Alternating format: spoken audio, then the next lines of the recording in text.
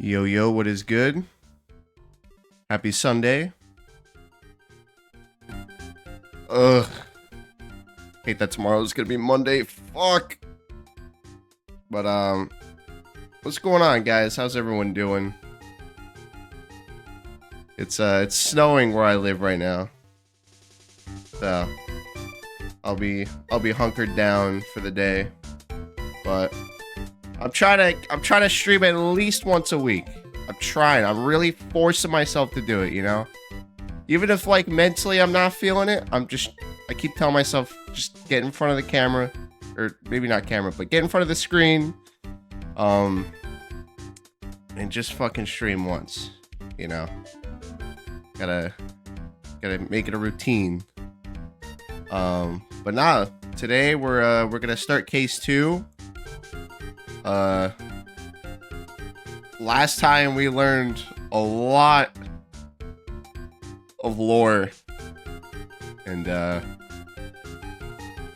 I'm very curious as to what's gonna happen in the second case. I want to learn more about Phoenix's past and shit like that, you know. But yeah, no, I hope you guys are all doing good today. And without further ado, let's get her going. Yeah, Phoenix has a daughter. Like, what? Yeah, Gavin killed someone. Like, what the heck? Like, what? Like, Apollo's mentor killed a man. Why did he kill him? We don't really know a whole lot of why he killed him. I don't know. I want to learn more. There's definitely gonna be more, but yeah, Apollo had a fucked up first case, that's for sure. That is some crazy shit. But yeah, it's pretty early. I mean, I think last time I streamed I started a little earlier, but it's about 9:24 a.m. currently. And yeah. You know, we thought Mia had it rough. Well, she did have it rough because at least Apollo won his first case. At least he won his first case and had Phoenix there to help him. Honestly, I think Mia had it rougher. I mean, her client, spoiler alert, her client literally died. He literally took his own life. Which is like, what the fuck? I mean, not that the guy was innocent, but like, it was pretty fucked up. Anyway. Yeah, no, I actually just watched that section of the anime. And yeah, no, it hit me all over again. I was like, man, this is just so fucked.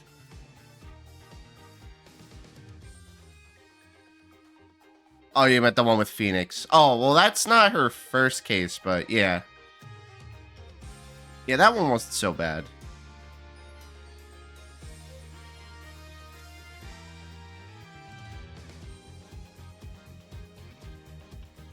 Okay, let me know if the game is too loud or too quiet. I can fuck with it.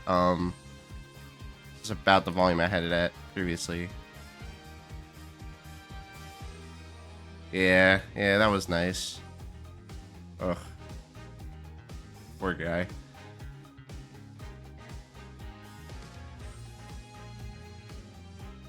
I kind of wish we got to see more of Mia, not gonna lie, before she was killed. She was a pretty cool character. Alright, anyway, let's get her going. Case 2. Okay, yeah, no. I'm not gonna make the same mistake as last time, you know.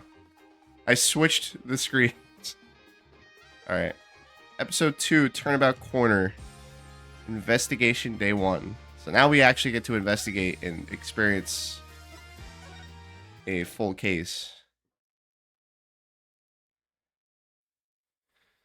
Okay, I fixed my microphone stand too, so now it's like positioned better. I can actually just sit back in the seat and as long as we draw breath, the wheel of fate turns. What the fuck is that? Is that Phoenix? No, that can't be Phoenix. Oh, that's Phoenix. That's Phoenix's daughter, right? Right? Why is there a dude pulling a carriage? What? And when the wheel stops... Huh? You die. What? Why is there a dude pulling a carriage? Why was... That was probably Phoenix's daughter. Wait, what? Okay. I am so confused. That's an interesting opening. June 15th, 9:12 a.m. Wright & Co. Law Offices. 2 months have passed since Mr. Gavin's arrest. Okay, Joker. All will be revealed, yeah. My first trial and I lost both my mentor and my job. Yeah, I'll admit it, I was screwed. But even when I hit bottom, I told myself I'd never come here. Honest. Oh, it's looking awfully different here. Here we're being the legendary Wright & Co. Law Offices. Okay, Justice, time to stop trembling. Wait, who's that? Ah, you must be here for the interview. Right this way. Is that Maya? Oh, no, that's Phoenix's daughter. Hello there, you found the right place. Welcome. What's with this girl? Yeah, nah, that's... You remember her now. Well, now, shall we begin? Begin what? Right, first things first. Any special talents? Talents? Yeah, well, you must have at least one. Well, I guess defending? Bro, you are a licensed defense attorney with a win under your belt, buddy. You can at least start with that. Defending? An unusual talent, but it'll do. With a little jazzing up, of course. You think so? Let's give it a go, shall we? Go ahead, show me. Defend. Give it all you got. Don't hold back that. Oh my gosh. Yeah, Phoenix, just have your daughter do the interview. What are you talking about? I can't just defend here. First lesson. Lesson. A professional can perform anywhere. Thanks. We want people to be laughing with us, not at us. Thanks. But I'm not sure why they should be laughing at all. What? What exactly do you think you came here to do? What? Defend? No. Bro, Apollo, you're all over the place. My gosh. Get it together, man. Excuse me, but do you know where you are?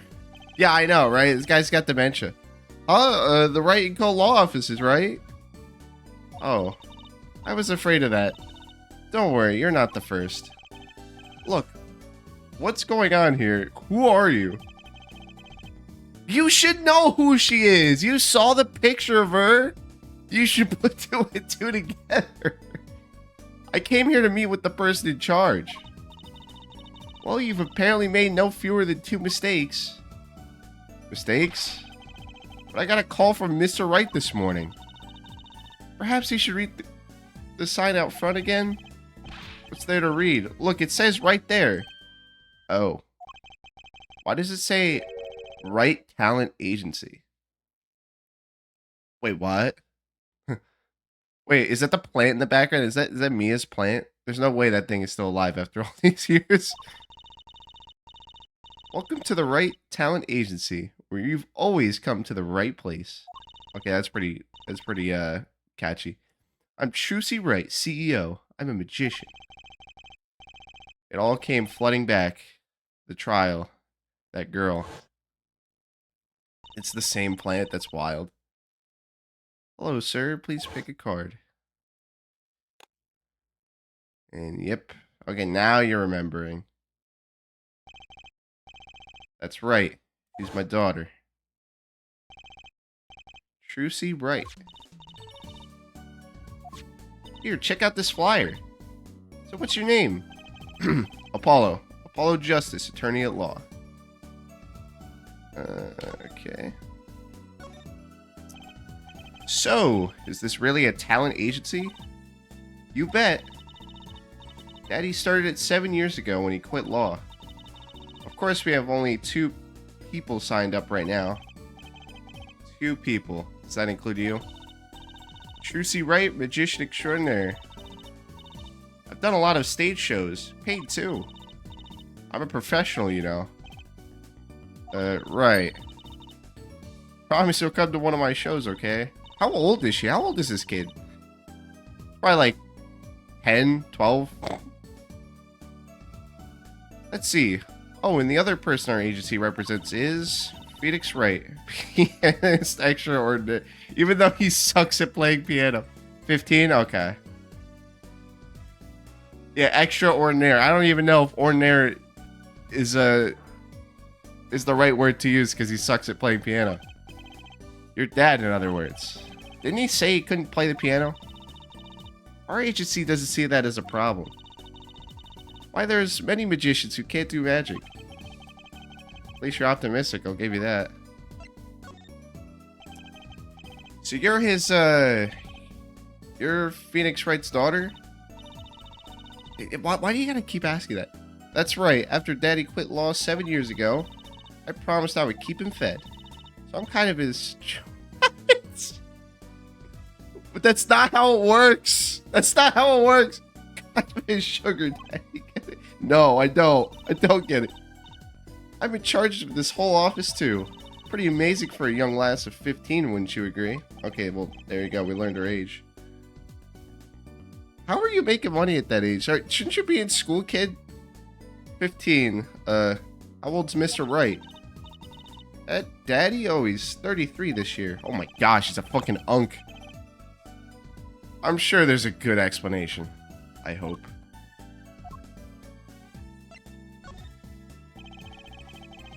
About Mr. Wright giving up law.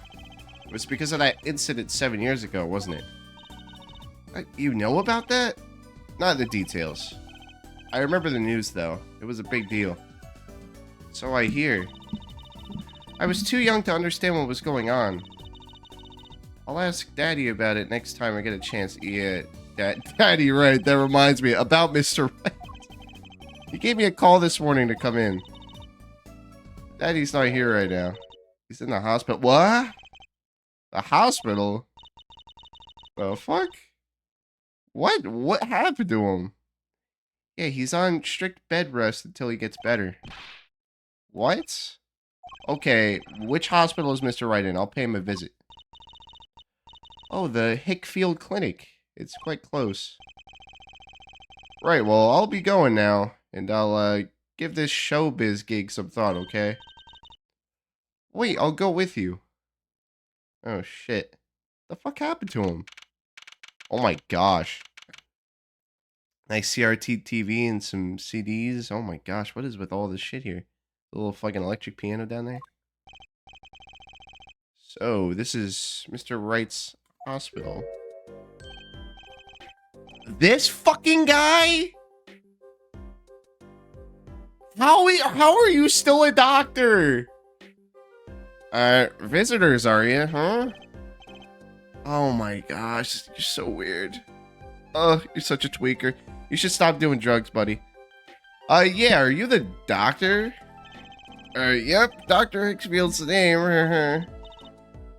Good morning, doctor.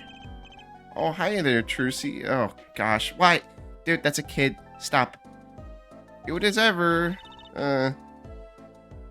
Is this Daddy's room? Oh, yeah. Except he's gone for a morning checkup. Be back soon.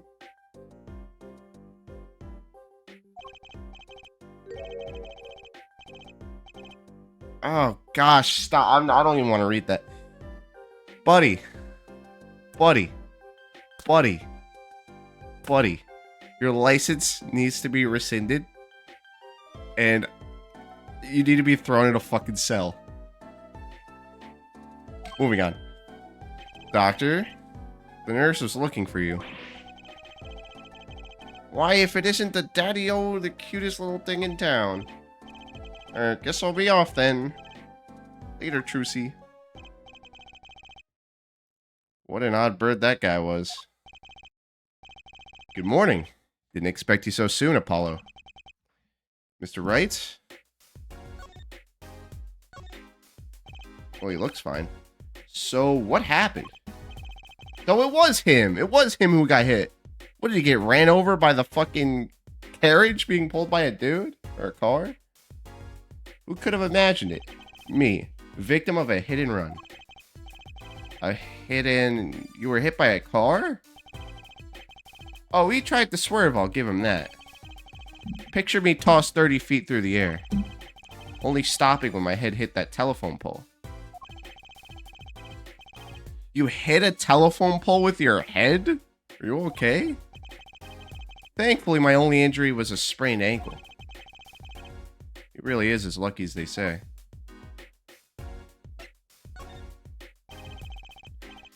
There's something that, well, it doesn't sit right. I just can't believe that you have a daughter, Mr. Wright. Oh, hey, Wolf. How's it going, buddy? Good morning. Hope you're doing good. And she's so big, not fat, but you know what I mean. Yeah, dude. Buddy. Oh, Trucy's still a child. Daddy, how many times do I have to remind you? I'm not a child anymore. But you'll always be Daddy's little baby girl to me, Trucy. I can't believe he's a dad. That's crazy to me. Frozen Unk. That's wild. Oh my gosh. Oh, something you should know about Trucy. She's a magician, right? She told me. Not a mere stage magician. She's a genius. Oh my gosh. They'll soon come to appreciate her talent. What is her talent? Does she have like a power? She's not a spirit medium, but she's got some kind of magic I guess we'll learn about. You could just tell me things instead of insinuating them. So, why did you contact me? What could the Wright Talent Agency possibly want with me? If you do the math, by the way, Phoenix would have had to have had Trucy at 18. Yeah, what the fuck? Yeah, wait, what? I am so confused. How did he have a kid at 18 years old? That's not right. Then how come we didn't see his daughter in any of the previous games? Did he adopt her? I'm thinking he might have adopted her, actually, if she's 15 years old. Yeah, that is strange. No need to get prickly now. She's got to be adopted, yeah. Hey, I didn't ask to be dragged in like this. Huh? But didn't she come into the office of your own free will anyway? Well, yeah, of course. Hell, we're in big trouble here at the office. Big. I thought someone was dying. So you don't think this is big trouble? My talent agency represents only 2 people, and one of them is in the hospital. That's right, Daddy. How are we going to pay this month's rent? Their groceries. Yeah, that's the problem with such a tight operation. It's a symbiotic relationship. When one of us falls, the other 2 must fall. Hey, this isn't exactly a suitable conversation to be having with a 15-year-old kid. Yeah, I agree. Yeah, she can't be Phoenix's biological daughter. That just doesn't... It's just not right. Doesn't make sense to me. In any case, if Apollo here can't help you, you'll have to transfer to a new school. Again. Again? She transferred again? No, I can't. I only just made friends. Oh, jeez. Yeah, that's gotta suck. Transferring schools is, rough. How could you do this to me? To us? Holly. What? Now it's my fault? Oh, she's calling him Polly. Is that her nickname for him? On that note, how about you come to work for us? I've got the perfect client for you already lined up. Client? You mean I get to do my job? I get to defend in court? Alright, I'll hear what you have to say. I got bills to pay, you know. I'm sure Apollo's living in an apartment or something, you know, he's got to pay his rent. You got him, Daddy. Hook, line, and sinker. Now it's time to reel him in. It's official, I'm scared.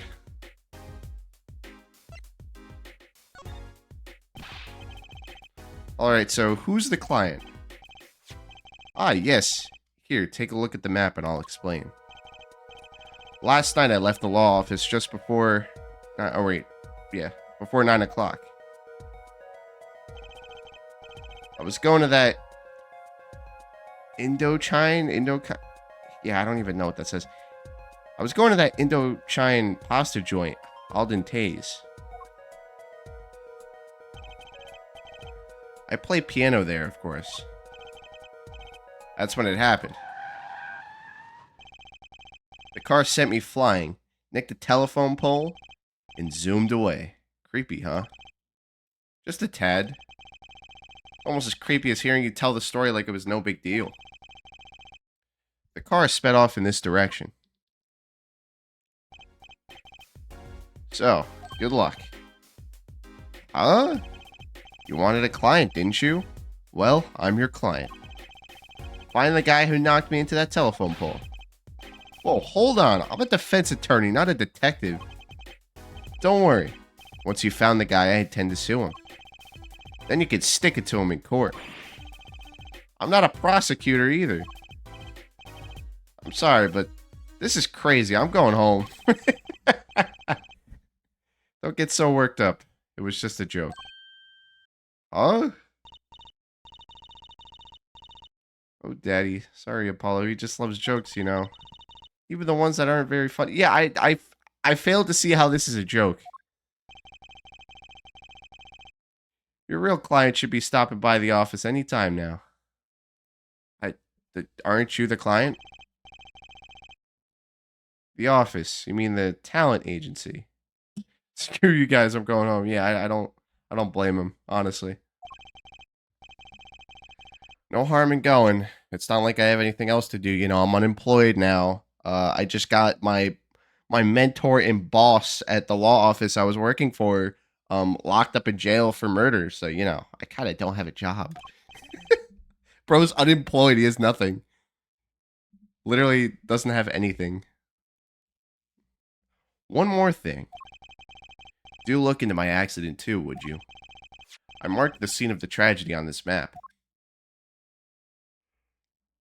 Yeah, I'm gonna examine everything real quick. I didn't have a chance to examine the office. I was gonna examine the office, but the game just kind of took me here, so I'm kind of just going with it. I'm sure we could go back there though.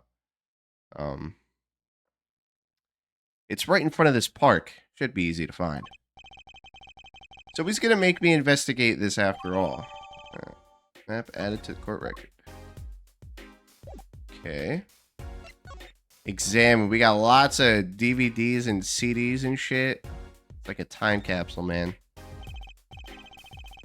A swaying, spiraling stack of DVD cases. The Steel Samurai, the Nickel Samurai, the Pink Princess, the Zappy Samurai, Electric Bugaboo. They're all children's action hero shows. This kid I know keeps sending them to me. Huh? Like a niece or nephew? Something like that. You talking about Maya, or are you talking about the kid from Case 3 in the first game? That would be kind of funny. Quite the collection. This kid's parents must be really generous with their allowance. Funny. Mr. Wright doesn't seem the type that kids would like. It has to be Maya. Yeah, you would think it's got to be Maya, obviously. He is a closeted fan. He is. Mr. Wright's bed. It's really messy. Look how messy this is. You're just hopeless without me, aren't you, Daddy? Yikes, she's attempting to clean up. Look out. You got me. What can I say? I was raised in a barn. You were? Try not to let word get out, Apollo, if you don't mind. Yeah, it might ruin your illustrious career pretending to play the piano. Like, bro, he doesn't have a career, bro. He doesn't even know how to play piano. He sucks at playing piano, but he's just fucking somehow getting these gigs. If I could play one shitty song and get hired and make money, I would do it. What's that on TV? Looks like some sort of action hero show. Oh, I know one. I know that one. That's the Sniffling Samurai. His booger flick attack is a big hit with the grade school crowd. Ew. I had no idea you like this kind of stuff, Mr. Wright. Well, what else is there to do when you're stuck in a bed? Besides, the episodes will just keep piling up if I don't keep up, you know? Ew. The fuck? He canonically knows one song. Yeah, he literally knows one song. He said that in the last case. I only know one song, and usually after playing that song, the audience, says to stop because they suck. Man, they've really ran out of budget for the samurai shows. Yeah, I know. Make a dude stake for gold and flick it at each other. Ugh. These ideas keep getting worse. Yeah, right? Besides, the episodes will just keep piling up if I don't keep up, Yeah, try not buying them. Now's the only time I get to watch and write up my reports. Your reports? Your writing about these shows? It's a long story. Like a lot of things, actually. Oh, here's this fucking grape juice and your shitty fucking keyboard down there. Daddy, you stuck some grape juice in again?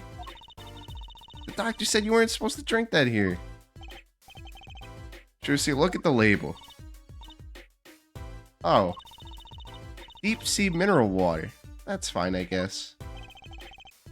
I switched the labels. Don't tell Trucy, okay?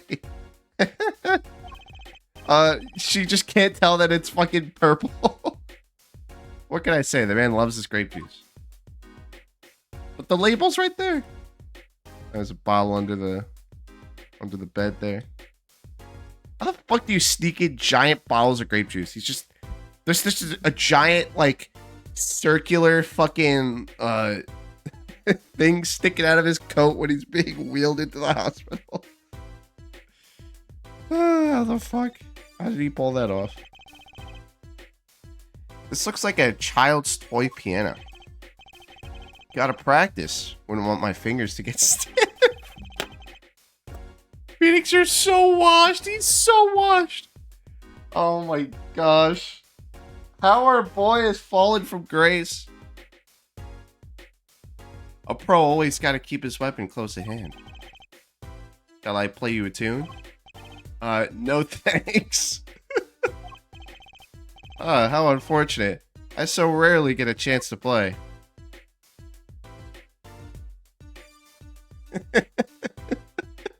So fucking washed.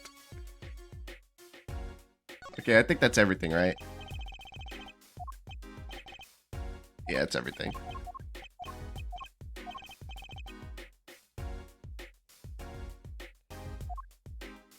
That's actually so fucking goofy, bro.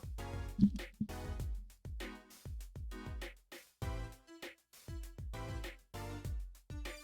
that everything? Or is there something else?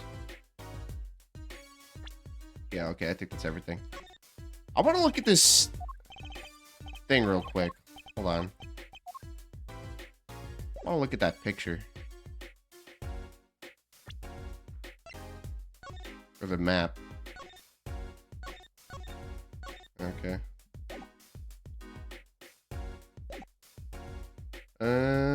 What else can we do here? Present.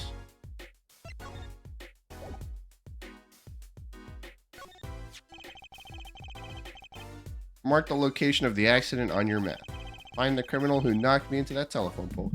Okay, so that's really all we could do here then. Yeah, we did everything.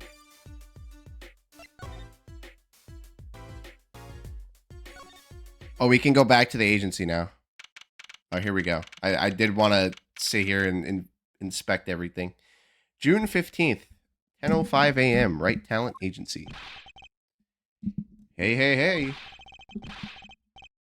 How long you planning on making me wait, huh? Oh, what? Ah, good morning. Who the fuck is this? Hey there, Trucy doll. Sounds like your pops had a bit of a rough spot, eh? All's well that ends well, I guess. This is our client? Hey, so this is that Paulo fellow, huh? Oh, yes? The name's Apollo. Look at him there, arms all crossed like ready to fight. Yes, sir. You don't mean that literally, do you? The boss told you what I need, right? Don't let me down now, Apollo. Don't worry about your defense, sir. I'm on it. Defense? Your noodle half cooked. It's too late for defense. My castle's been stormed. My keep's been kept. My noodle stand's been stolen. Noodle? You know Mr. Eldoon from the noodle stand, don't you, Polly? No nicknames, please. And no, of course I don't know him. You know in these parts? Not really. Then you know the best noodles in town, Eldoon's Noodles. Whose noodles? My noodles. Help me out here, Trucy doll. This is Mr. Guy Eldoon, our client. Maybe you could tell us what the problem is, Mr. Eldoon. What the fuck? Anything for you, Trucy doll. Alright, so let's, yeah, that's funny. Noodle backwards. Yeah, just another pun, you know. Ace Attorney and these freaking name puns. So you run a noodle stand, Mr. Eldoon. Guy Eldoon's the name, and noodles are my game. Noodle guy. Yeah. Guy Eldoon, noodle guy. That's funny. The secret's in the soup. I've been searching for the perfect soup for 1.5 years. Oh, that's not that long. My family's been noodle men for generations. Got a lot of expectation on my shoulders. 15 fathers passing the noodle to 15 sons. That's a pretty old noodle.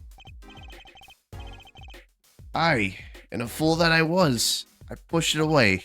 I rebelled against my pops and picked another livelihood. But that didn't turn out so well. Oh. There was no denying it.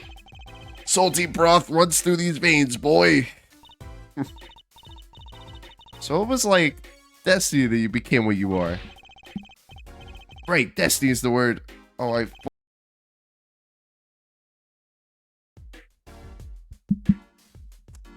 Oh gosh. Why did the sound change? Why is it slowing down? But in the end, I was bound by the twisted noodle of fate. Not a mental image I can care to linger on. Why did... This is trippy. Okay, sorry. My mic keeps disconnecting. I moved my microphone stand. I have to get used to it. Yeah. Why did it do that? Wait, that's not normal? This wasn't scripted? So last year I started my noodle stand. The 15th generation of Eldoon's noodles. Oh, on the mic disconnect? You may want to restart. Wait. Testing, check. Wait, do I sound off now? Or you mean like restart the game?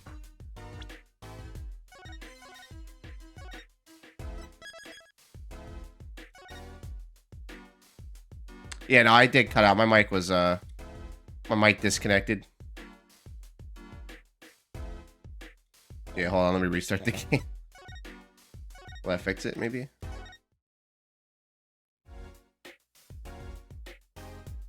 Okay. That sounds normal now. Okay. If I sound fine, everything is good, then we'll continue. Yeah, no, everything sounds normal, I think. Yeah, okay. Alright, good. The 15th generation of Eldoon's noodles. So tell me more about Eldoon's noodles. You don't know the genius that are my noodles? Make them so salty, why, they're saltier than salt. Now I really don't want to find out. Daddy's a regular at his noodle stand. He frequented my papa's stand back during his attorney days, too. Yep, him and his assistant. I'm sorry. I'll be sure to drop by your stand soon. Wish you could, Sonny. Oh, the sound, the thing.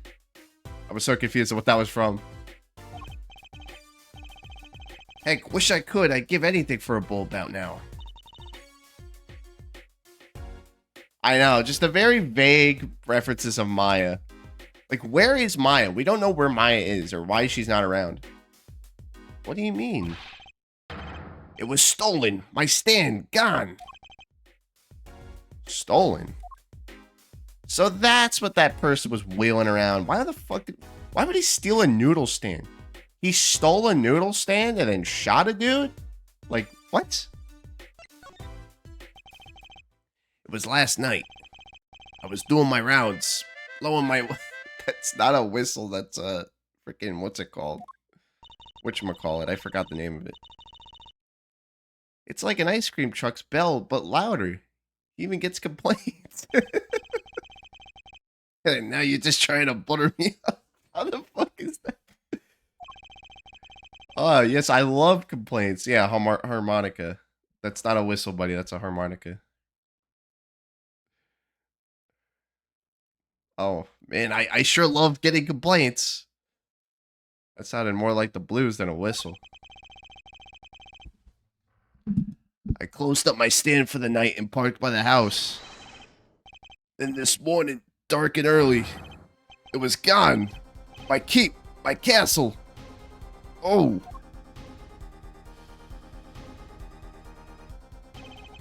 His hair looks like Noodles too. I like the pun. He's just wearing a fucking ball on his head.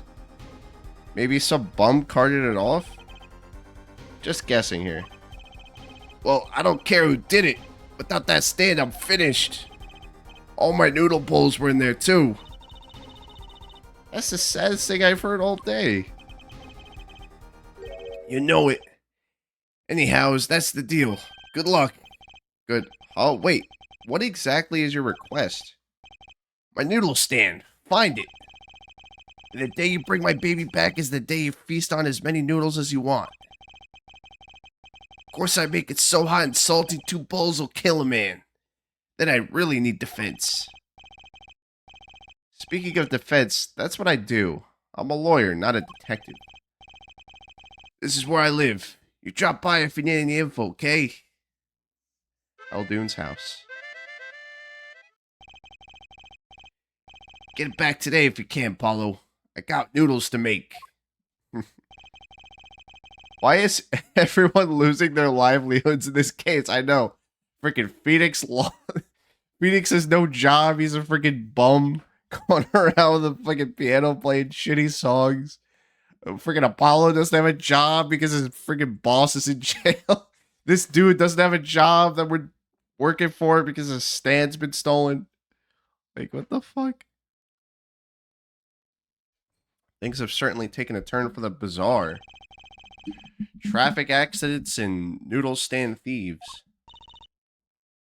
Actually, there was something I wanted to ask you about too, Apollo. Oh boy. Huh? I have a bad feeling about this. Listen to the lady's problem now. Don't be cruel. I lost something last night.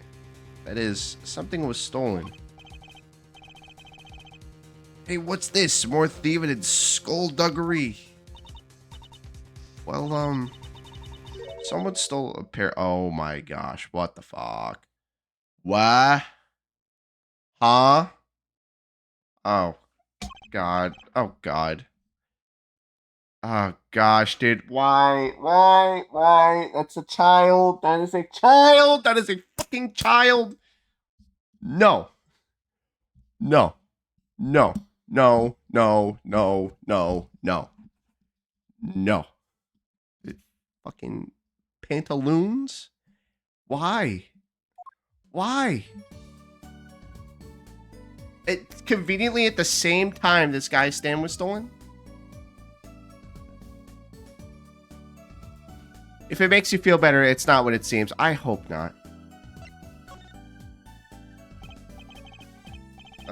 So they were stolen. Your, my panties, yes. Right. Yeah. Yeah. That's a crying shame, that is, Trucy Doll. I was alone in the office last night. Okay. Oh, so you guys don't have a dryer, okay. I had hung my panties out the window there to dry. When a thief came and took them. Okay. I ran after him. Give those back, I shouted. Wait. Well, that was certainly brave of you. But I lost them. Okay, this is so weird. This is so weird. Yeah, Phoenix obviously doesn't have a dryer, but hopefully he has a washing machine, at least.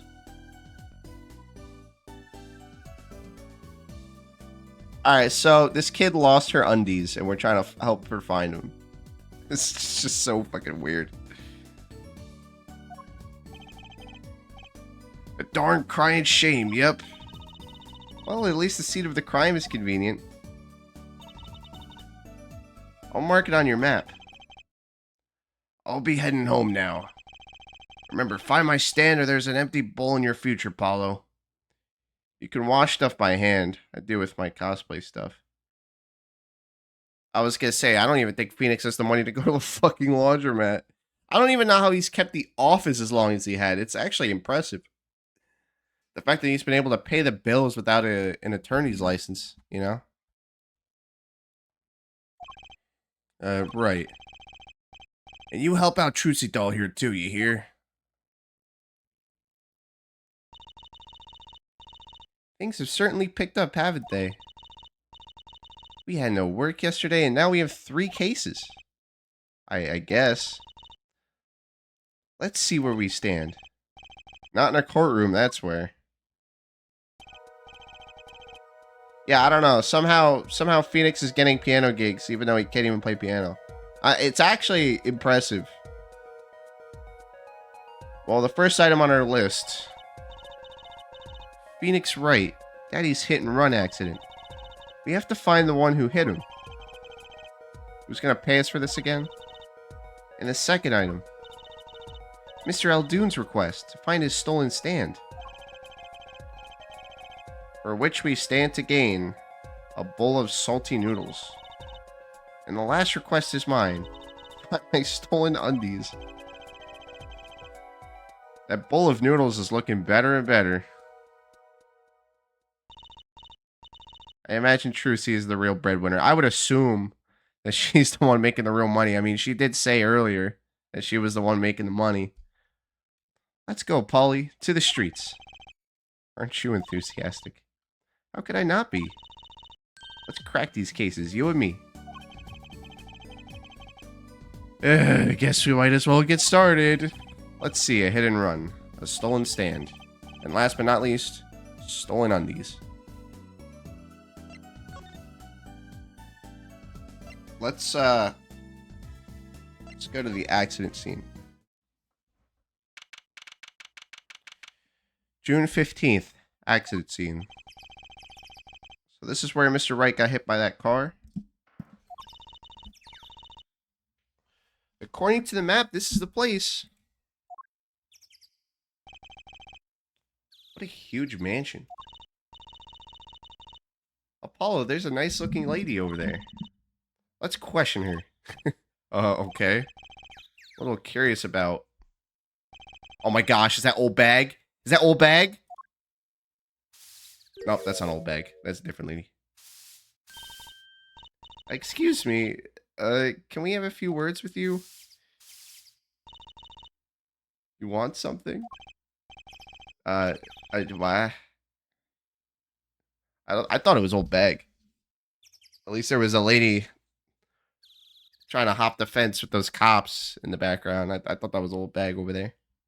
Whoa, that husky voice. Why am I suddenly sweating?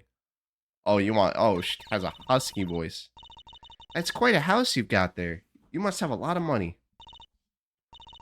Ooh, money sounds like something my son would call his friends. This is the Kitaki family mansion, little girl. You, kid with the hair, you want something? Me? No, not a thing. Bye. Apollo, we can't just leave without questioning her. What if she knows something?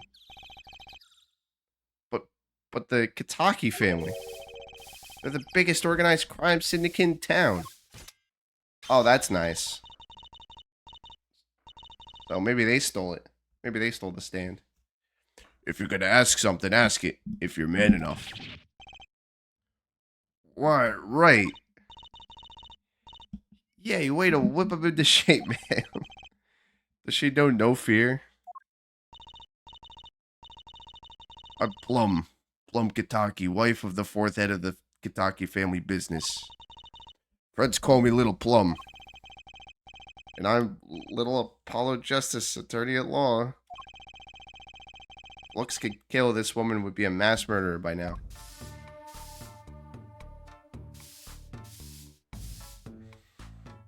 You headcanon the lady's old bag. Look, it's old bag. Oh, who's that? She's looking at the park. She's pretty. I bet she has a story, you know? There is something about her. Too bad she seems in a bit of a rush. I have to just... Looks like there's some trouble by the park gate. I smell an incident. Ma'am, there's no entry to the park. Don't you tell me where I can't go, young fella. I always walk through the park on my way home. Please, get down from there. You'll hurt yourself, ma'am. That's quite the determined old lady. It's gotta be old bag, guys. It's old bag.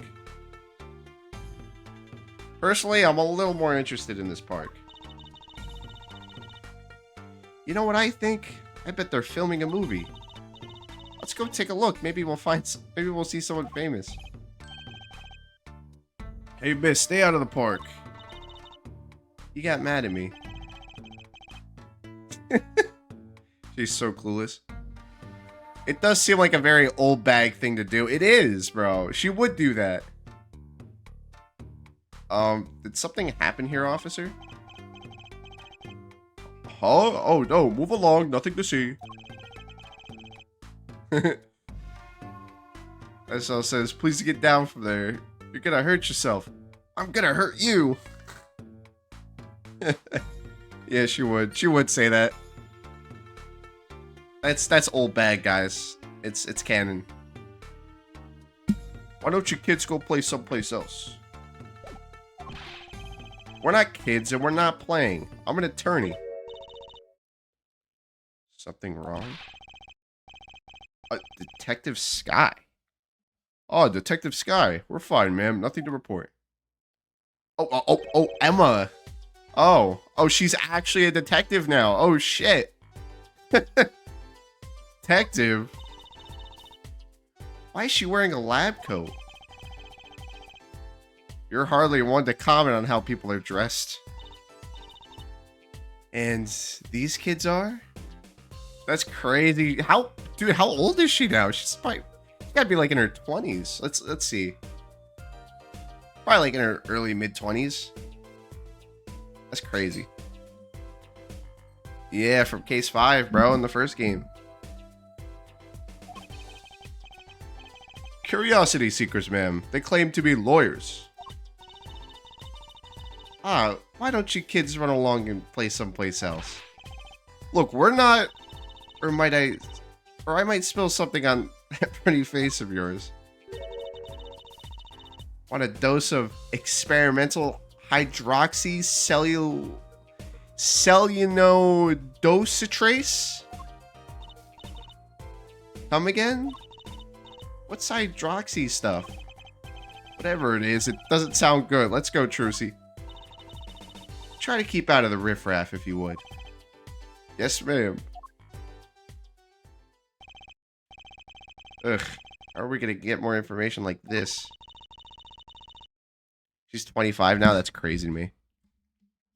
Why don't we ask that nice woman across the street? Oh yeah, that nice woman. Yeah, nice woman, alright. Wait, where'd she go? What? Wow, what a big house. And the gate's so big. The Kataki family is pretty big around these parts. I like the fox, it's so cute. Oh, that's our family crest from the old country. Your family crest? We're clever as the fox, and our teeth are sharp. So it's like a motto. You need a crest too, Apollo. Oh, how about the Scales of Justice or a lunar lander? What? I'll pass, thanks.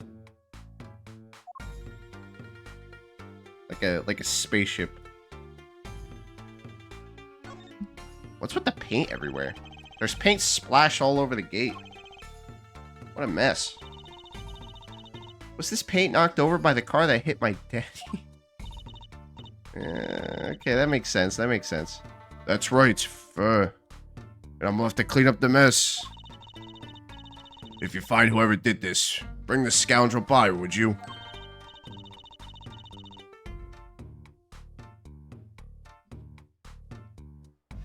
Of course. Then you can make them clean up their own mess. Let me see what you guys are saying. Apollo has to grow a mustache or something. He's too babyface. I know, right? Dude, he looks like a child. He looks so young. He really needs like a beard, bro. Get the guy a beard. I mean, everyone thinks he's a kid. Even Emma thinks he's a kid. Can you think about that for a second? Like, Emma is 25 now, and she's like, oh yeah, this guy looks like a kid. That's crazy to me. How old is he? Under 20 for sure.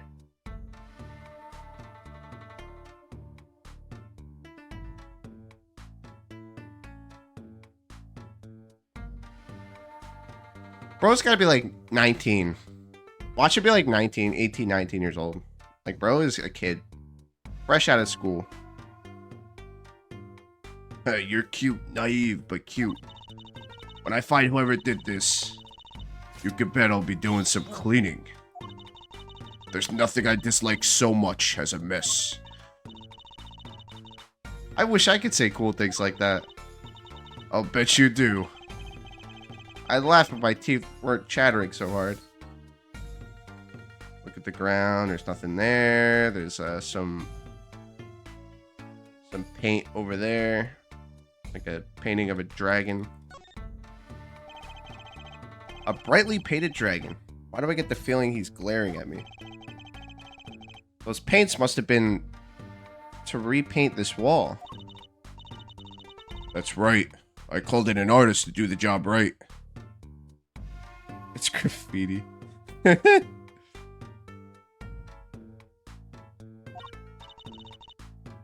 He's the third so far.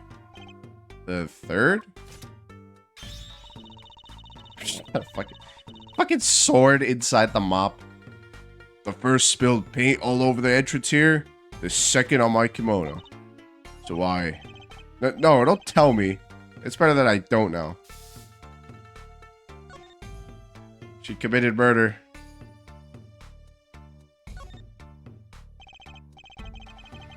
I gotta say, I'd really like to know what happened here. Hey, I said no one goes in unless you want a face full of hydroxy what's it? No dice. Just gonna inspect everything before I talk to her. There's a big trash can on the way into the park. I guess we could check it out. A detective's life sure is a hard one. I'm an attorney, actually. Huh? 2 pieces of garbage with paint on them. These are slippers. Oh. They look like those slippers you get at the hospital. Look at this, Apollo. Doesn't this go in a car? What the heck? Freaking rear view mirror? Or a side view? Yeah. What? Looks like it was torn off when it was smacked into something. Or someone. Yeah, literally. Like, Apollo literally could just show his badge. Like, I don't understand.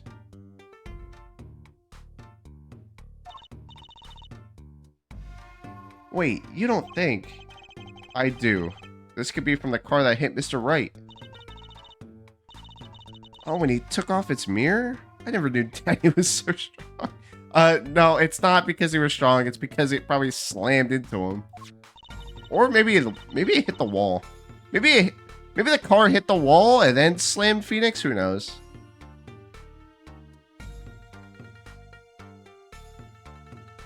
Listen, breaking off a side mirror is not that big of a deal. It's not that hard to break it off. I've broken off side mirrors pretty easily. It's, you know, I drive for a living, so I know pretty well. Some side view mirrors are actually designed to bend back and forth, and they only break off when they're, like, pressured too much. Like, they'll just snap off. Attorneys aren't allowed on the crime scene, even if he is working for the client. Yeah, I know. Like, attorneys, attorneys are not detectives, obviously. Although Phoenix has gotten very lucky in the trilogy to just have the chance to go into crime scenes because of Gumshoe. I only have room in my pocket for one of these, though. Which do you want to take? I want to take the mirror. Mirror slipped into pocket. Okay, is there anything left to inspect before I start asking questions?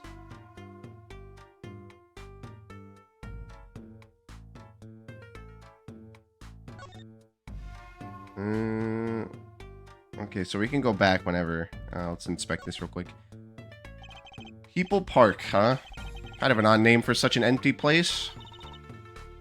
I wonder why it's named that. You can swap the item anytime by examining the trash can again. Yeah, no, I can see that. I figured. I just don't understand. So, are we bringing both of them to the trial? I would assume so. I wonder why it's named that. Hey, there's something written on the gate post. Oh yeah, it says donated by Big Winds Kitaki.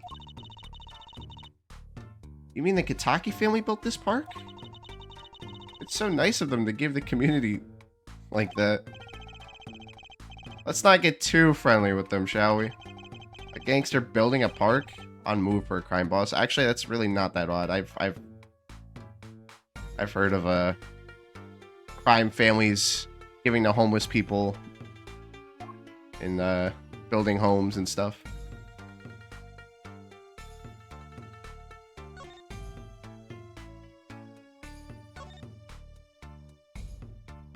Yeah, honestly, it probably is. It probably is.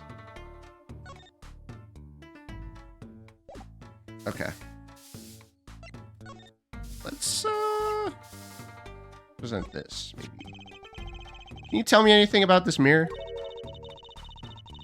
That's probably from the car that knocked that fellow across the street. Right, that makes this a valuable clue.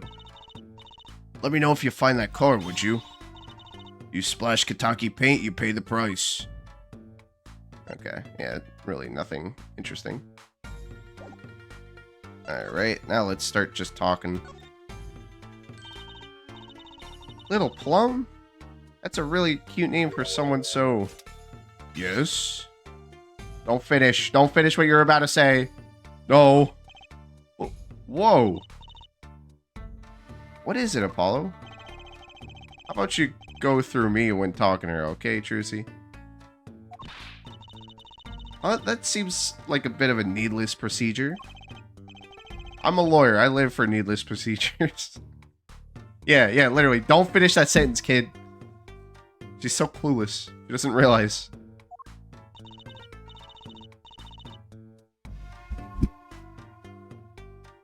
Plum does not seem afraid to kill people. Regardless of age. Oh, little girl, you should know. We're gangsters. Gangst? Oh, that means you're the bad guys. Trucy, through me, please. I'm begging you here. Oh, she found it funny. The bad guys. I like the sound of that. I'm gonna need some warm tea after this. It takes a lot of hard work to protect a family fortune. Things aren't as easy as they used to be for us bad guys. So you're saying that business is in a slump? Let's not ask about business if we can help it. Yeah, let's not learn about business. Also, Apollo is 22. It took me forever to find that. I can't believe he's 22. He looks younger, bro. He does not look 22. He looks like he's 18. Fresh out of high school. Then again, I guess he just has good genes.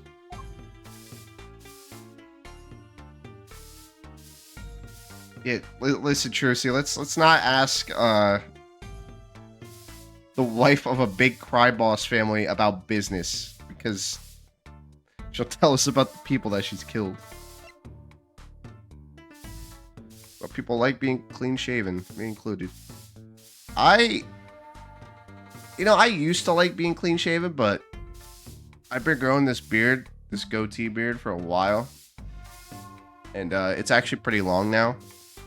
So I'm pretty happy with it. I don't know.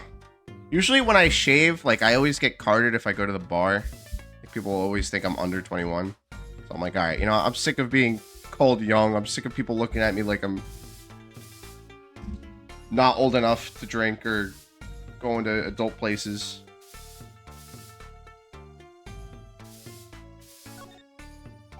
Even though I'm freaking 25. So there was supposedly a car accident here last night. Last night?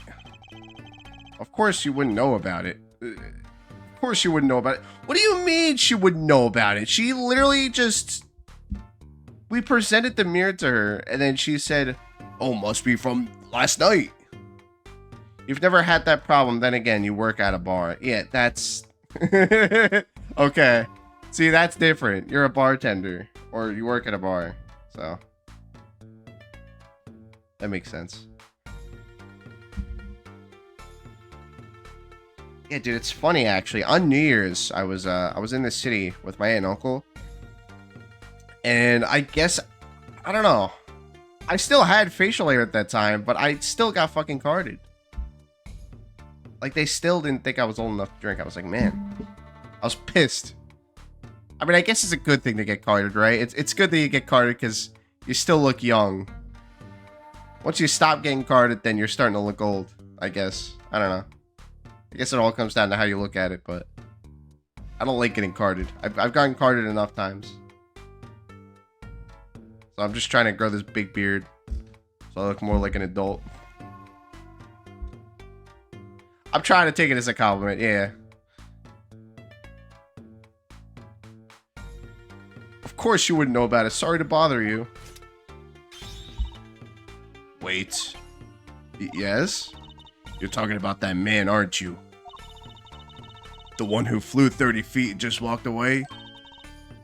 That's my daddy. I should have known. One of our capos thought he'd make a great point man. Capo? Point man? Could you avoid using too much, industry lingo? In any case, it's nothing but trouble. I've been cleaning up this mess since morning. Ugh. Cleaning up this paint? How are you gonna clean paint up off the street? Let's be real. You'll be back? Alrighty. To be fair, how'd Phoenix just walk it off? I don't even know. I honestly have no idea. How the fuck did he walk that off? He got hit with the car, flew 30 feet, hit his head on a telephone pole, and he's somehow able to have a full conversation with us and act completely normal. That guy must be superhuman, bro. He has superhuman building level durability, clearly. Like, holy shit.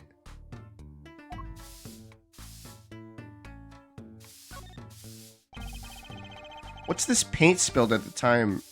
Blech. Was this paint spilled at the time of the accident? I'm sorry, my brain is not working today. It was around 9 last night. I heard a crashing noise. And found your father drowning in a sea of paint. So he came to his rescue? You've my husband. The boss to thank for that.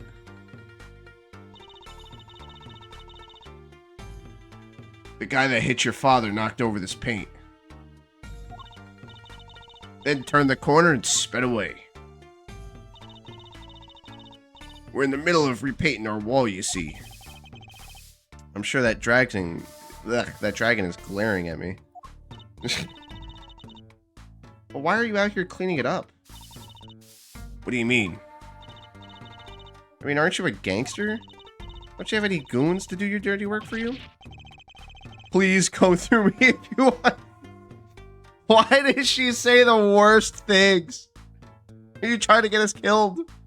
Please go through me when you want to. Okay, see.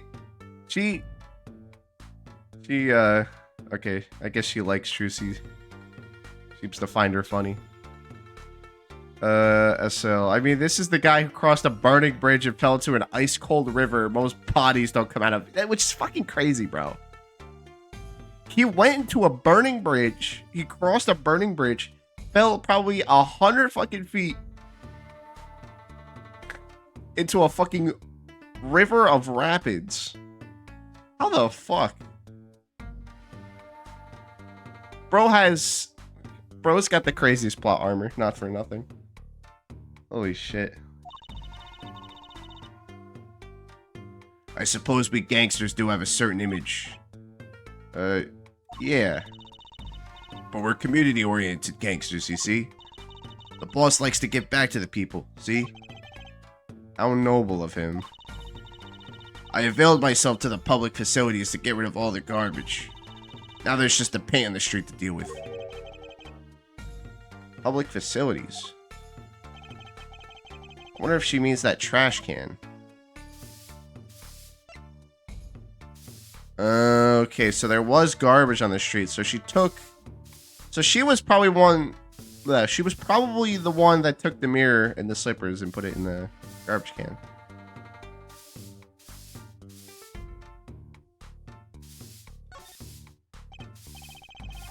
Can I ask you a question? What? What happened in the park across the street? Oh yes, quite the commotion. Chicago lightning, as the boss would say. Chicago, huh? Gunfire. Someone was killed. Strange circumstances, too. You're kidding. What a morning. Trouble everywhere. The park, the gate, even our house.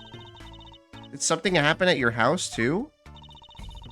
A crime without honor, without remorse. It's a private matter. Want to hear about it? Somehow I don't think no is an acceptable answer, Polly. So, what happened at your house? Bloomers, last night. Huh? I got a bad feeling about this. Me, Little Plum Kitaki, the victim of a... Oh, jeez. Okay. Really? You too? Oh my gosh, there's someone going around stealing undies? What the fuck is this case? SL, what is this case? What is this? There's so much shit going on. So it wasn't just my undies that were stolen? Got you too, did they? Poor thing. You like Plum a lot. Yeah, she seems cool. Like I said, whoever did this is a hardened criminal. It wasn't you, was it? No, of course not. Mercy. I've heard word that pennies have been disappearing lately. Oh my gosh, what the fuck? Missing panties have all have something in common. It's hard to imagine Trucy in a... Gosh, okay. Oh, jeez, this is so weird. I just imagine... Oh, gosh, why? Why? No, Apollo, no. Get that image out of your head. Ugh. I know, we'll find your bloomers, too. Great, show me what you're made of. What have you got me into this time, Trucy? Oh, jeez. No, I hope not. I hope not. Okay. Who's this lady here? That girl from before. Oh, welcome home, sweetie. Hello, mother. She's a Gataki too? Oh, miss. Here, our flyer. The Write Anything Agency? Anything Agency? Write Anything. She just slapped a fucking paper with tape right over it. She's just fucking... Oh, that's funny. Yeah, do you like the new flyer? So, this is our defense attorney, Mr. Apollo Justice. Attorney? Drop by our office. We'll be waiting. Ah, goodbye. Oh, and there she goes. Okay, that was a strange interaction. Why did you give her a flyer? I don't know. She seemed like she could use some help. She's the heiress to a gangster dynasty. She doesn't need our help. I wouldn't be so sure. Oh boy. I'm guessing Trucy sees something that we don't. Yeah, like what? Did Trucy see something in that woman that we didn't see? She did seem to be acting a little off, a little stressed out, in a hurry.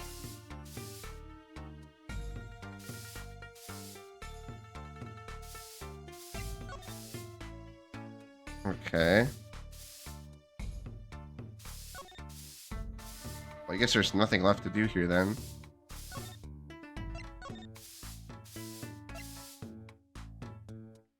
It's like Wario took up law. Yeah, literally. What?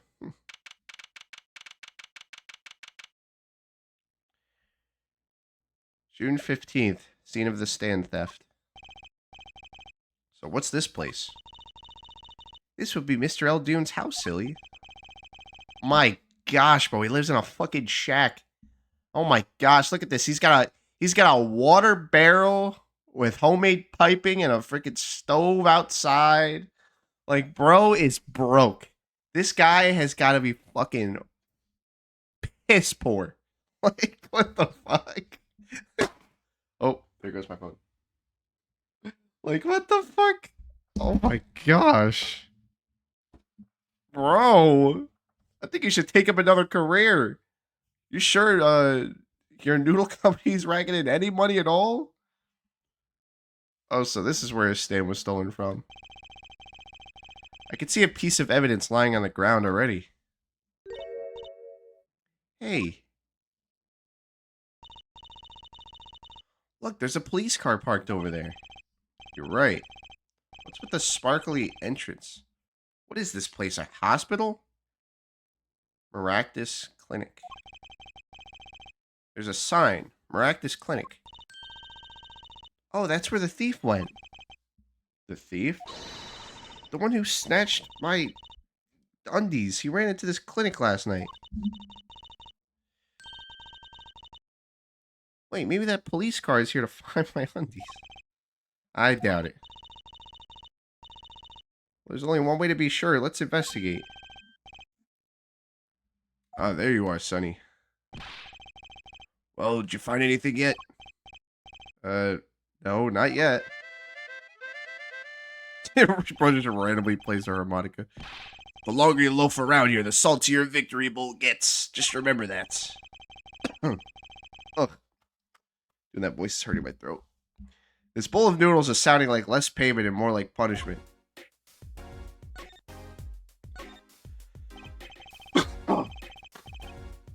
So you're Stan Eldune's Noodles, was it? Aye. Passed it down from father to son. As Stan's seen its share of salt. Mm-hmm. Salt runs in the family, you might say. I bet high blood pressure does too. So your stand, Eldune's Noodles, was stolen. Oh, it wasn't just the stand that was stolen, sonny boy. I lost those wobbly wheels. My salt-crusted stew pot. I stayed sign. I didn't just lose a stand, I lost a legend. Oh, there's a dog sleeping in the doghouse. I didn't notice that. No one steals a legend and gets away with it on my watch. Let's find that legend, Apollo. Isn't it about time he bought a new one anyway? Are there any more details you could give me about the stand? You bet, sonny boy. It happened last night. I was blowing my whistle like always, crying the town. I was. The smell of broth filled the streets, thick and salty. I got home, well, right before 10 p.m., I reckon. Guess he's not aiming for that late night market. I washed my bowls and gave the wheels a squirt of grease, then I went inside. When did you notice it had been stolen? Early this morning. Right before the sun rose. Work starts early. Do that many people eat noodles for breakfast? I'm washed up on the salty shores of ruination. The stand had my whole life in it. Nay, my whole being. They took everything? All my soup stock, my noodles, my bowls, and my dreams.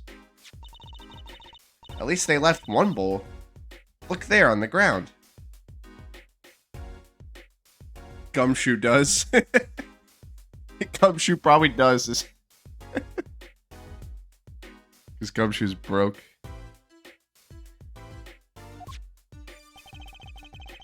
If you don't find that stand today, then I'll be forced to walk the streets peddling that bowl, my last bowl. Well, actually, your second last bowl because there's one on your head. Please, I'm under enough pressure here as it is. That's it. That's where the thief who snatched my undies ran to. It's a crying shame, that is. They have to steal, make it my loincloth, not some pretty girl's pants. Ugh. The garage, right. You don't think the thief lives here, do you? Oh, I wouldn't put it past that good-for-nothing doctor. Do I detect a little animosity here? So the noodle guy hates the doctor next door. That guy's super rich and he's super poor. Let's make sure to check out that garage thoroughly.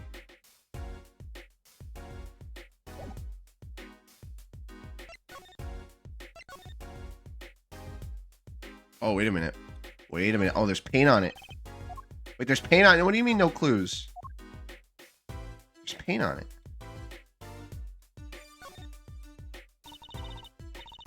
It's cut clean off. I wonder what's in there.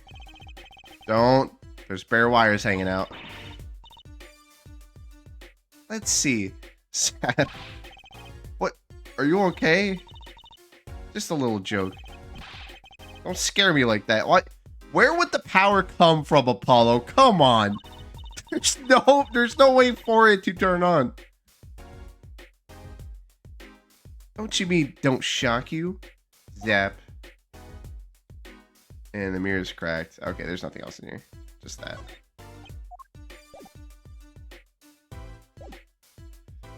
Can we go inside? Oh, we can. Oh, we could go to the mansion, too. Oh, wait, no, that's just right outside. Okay. Maractus Clinic Garage. Well, I'm going to inspect some stuff first. There's a doggo over there. Look, a doggy. Good boy, Salty.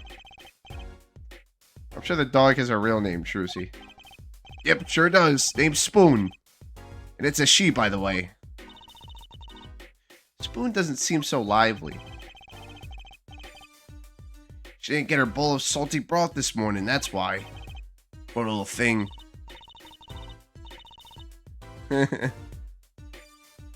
Apollo, let's find that stand for soon. Or that stand soon, for Spoon's sake. The tongue twister. I'm pretty sure dogs aren't supposed to eat noodles. Yeah, I don't think that's very good.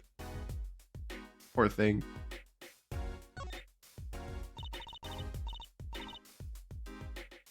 This house is, well, it's old. It's been well loved, that's for sure. I've lived here with my wife for many years now. It's got character, though, just like my soup. I always thought character was a positive thing. Oh, whoops.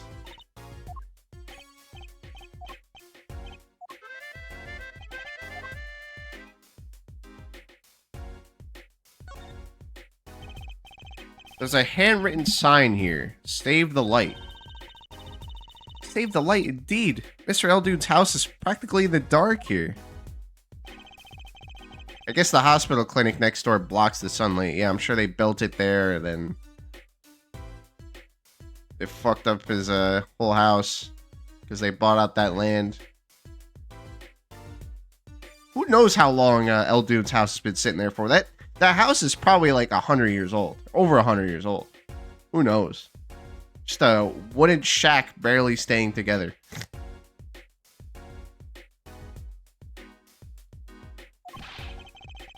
Everything's gone wrong since they built this monstrosity. Broth needs sun or it rots. What's a man to do?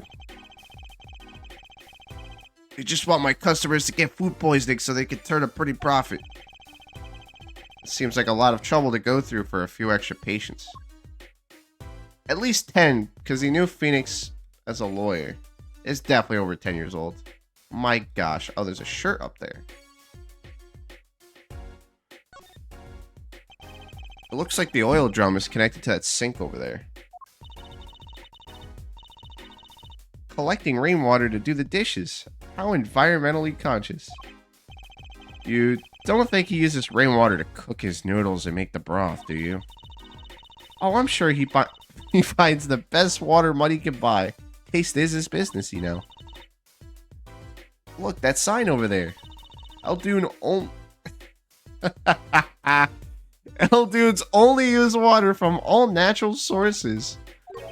I think I'll take a raid check on eating here. Gross. That's the place, right there. That's where I kept my stand.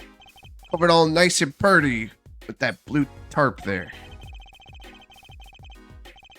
Yeah, it's natural, alright. Straight from the fucking clouds. Ugh. So you use this plastic sheet to cover your stand at night? I see. You see what? Did you figure out why it was stolen? Well, no, but it does suggest that the thief knew what he or she was looking for. They clearly knew what was under that sheet. So it wasn't one of those casual drive-by stand snatchers, you mean? Not bad, sonny boy.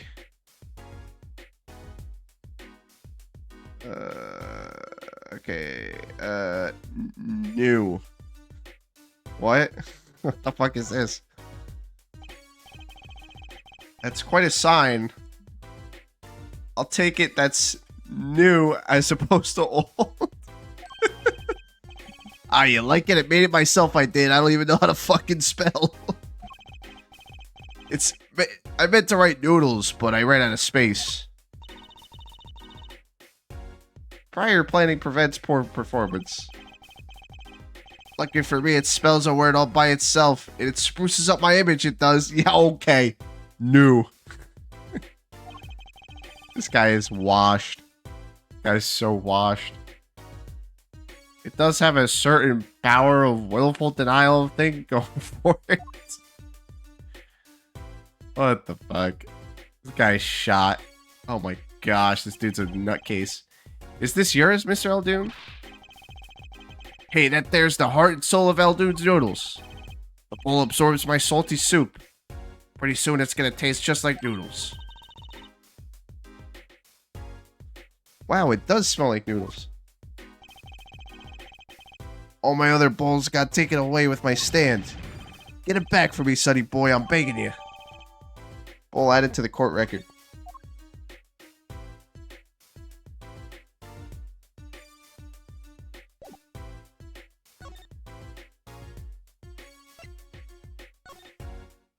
We did all the conversation options.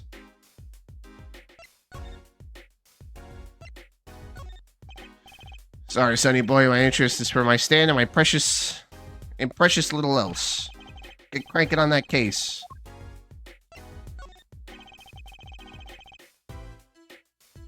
You can tell my bulls by that salty logo. By the Mr. Salty logo. The mascot of Eldoon's Noodles. They come to the stand, they sit, they drink deep from that bowl, and when they see the bottom, their face looks just like Mr. Salty's. Genius, no? Very high concept. You can't ply a trade if you don't love the tools, remember that. Yes, sir.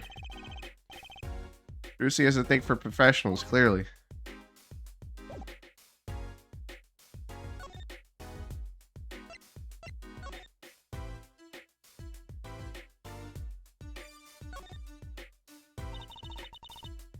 That doorway sure is sparkly. The Maractus Clinic, huh? Looks more like a casino parlor than a hospital. They must be quite profitable. Funny, it looks closed. Maybe they're on vacation today? It's a little suspicious, I'm not gonna lie. I'd understand if there was an ambulance outside, but a police car? Maybe they're tax evaders. What do you know about evading taxes, Trucy? What do you know about that?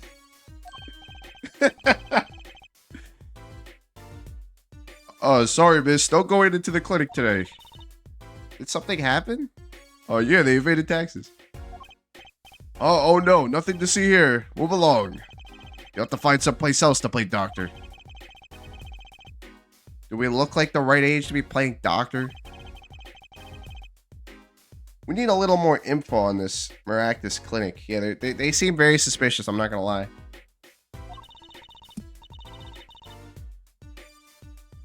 We could ask Mr. Eldoon. He is their neighbor, after all.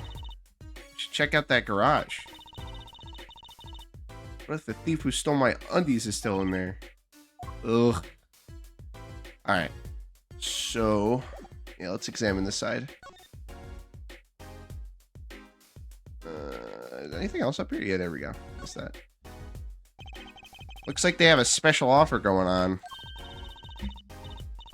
3 shots for the price of 1. Oh, now's their chance, Apollo. Chances for what? I don't need any shots, thank you. Whoever runs this clinic, they seem pretty business-minded. New talk option as well. Anything else? No. Yeah, it's everything.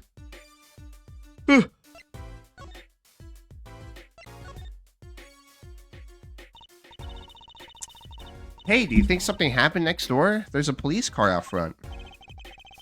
Probably gave someone food poisoning, I'll bet. If anyone's at risk of giving someone food poisoning, it's you. That police car got here this morning, actually.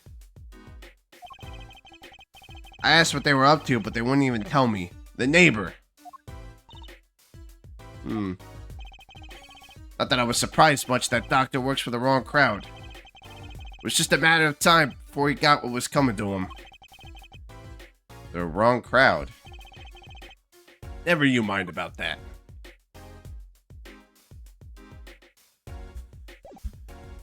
Okay. Is that everything? I don't think there's anything else here then.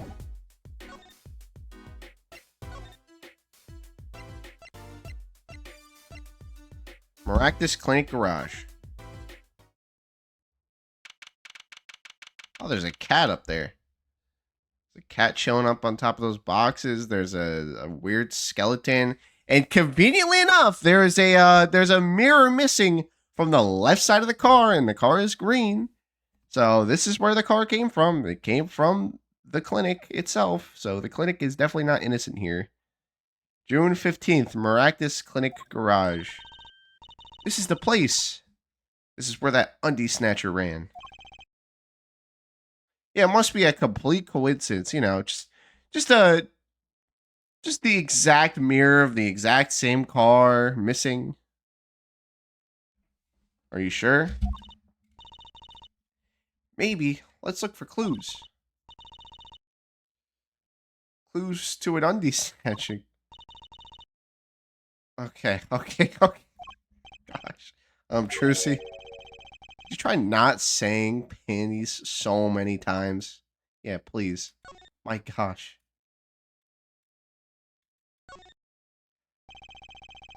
There's something about this car. Let's take a closer look. Oh, there's a phone.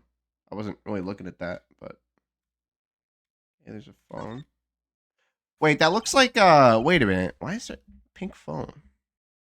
Huh. I don't think that's Maya's phone. Imagine. Look, cell phone. Someone dropped it beneath this tire. The car... hold on one second, I'll be back.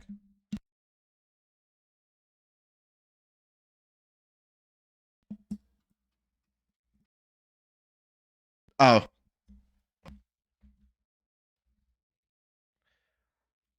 Sorry, I heard my mom yelling. She's watching the Olympics right now. I thought she was calling me. Okay. If the car moved, it would be crushed for sure. Wonder if it belongs to the doctor here. Well, yeah, there's also the thing on the exhaust that I saw, the little cloth there.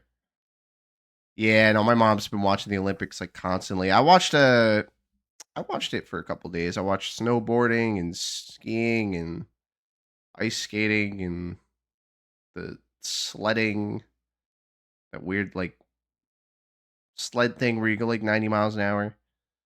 Watched all that stuff.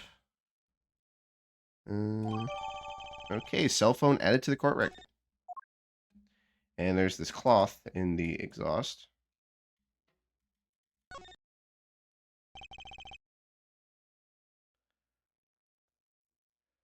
That reminds me.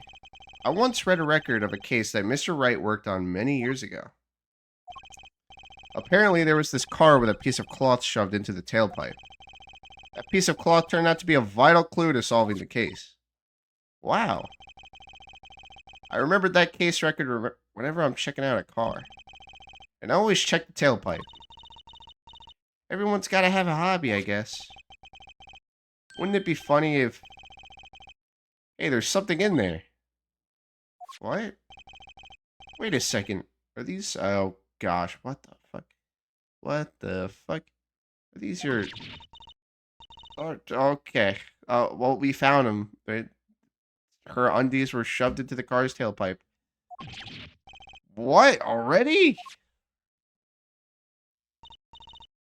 Wow, thank you, Apollo. You're a genius. Amazing. No, no, really, don't mention it. Yeah, like, seriously, don't. Don't bring it up. No, I'm serious. I'm really impressed. Oh, God. You're getting the wrong idea, buddy. You must have a nose for finding girls' undies. What are those? My undies, of course. They've come home to mom. I can't wait to use them. You're gonna put them on now? Watch closely. No. Nothing inside. Wait. Oh, okay, she's doing a magic trick. Ta-da! Whoa, where'd that come from? How'd that bowl get inside? My undies are an extra dimensional space. Anything can fit in there.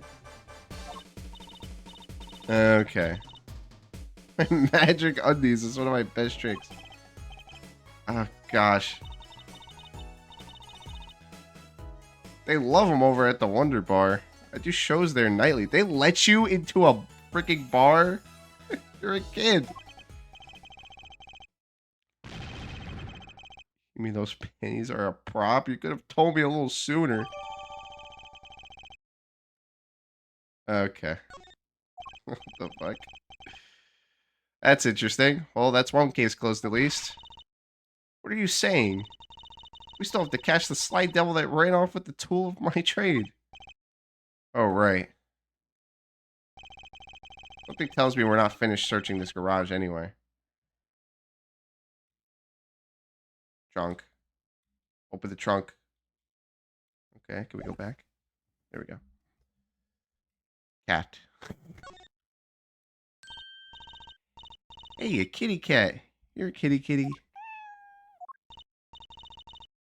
It's not coming down. Yeah, I think he's a little nervous because we're two random people walking into this garage.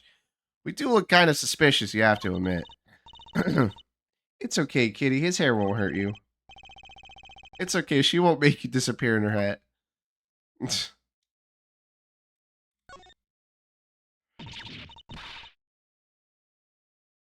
Ugh, someone's there.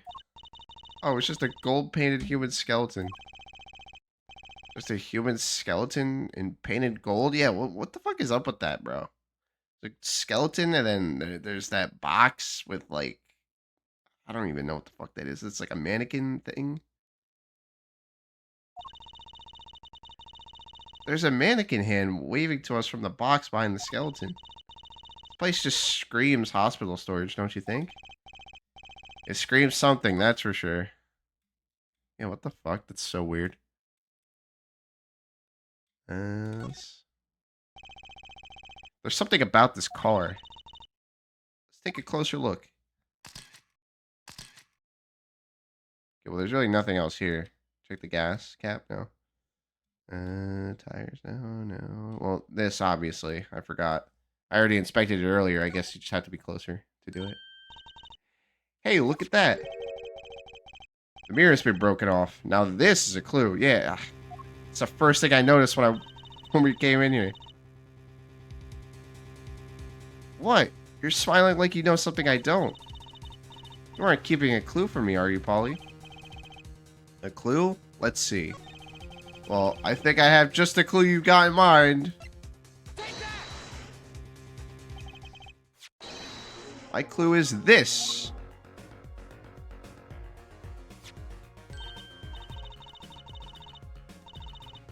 Whoa, it's the same color and everything.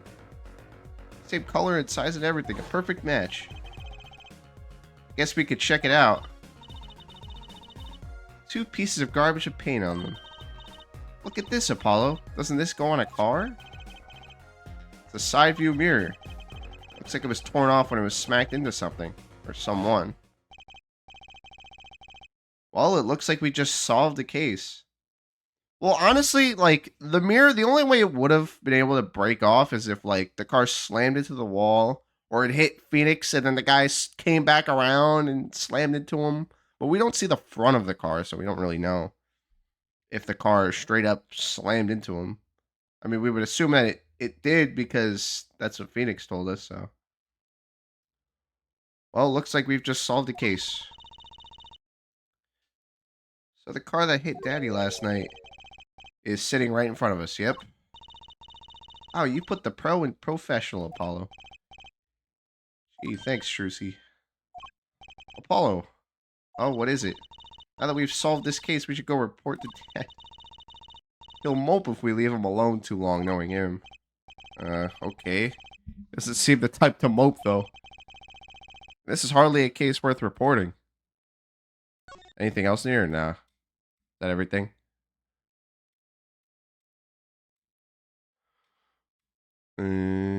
Oh. Look, it's a folding ladder. Polly, that's called a step ladder. Come on. A step ladder? How is that different from a regular ladder, then? It's a much more complex piece of machinery. It's like 2 ladders stuck together. So you admit that it's basically a ladder, right? Wait, huh? You have to look past the form. At the essence of the thing. Can we talk about something else? Okay.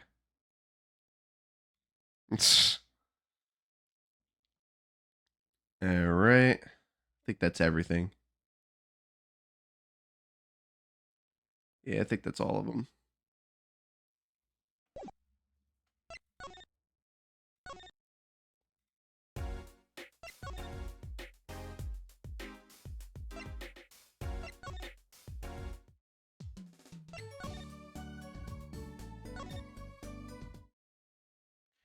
Phoenix and Maya had the same argument every game. Yeah, literally.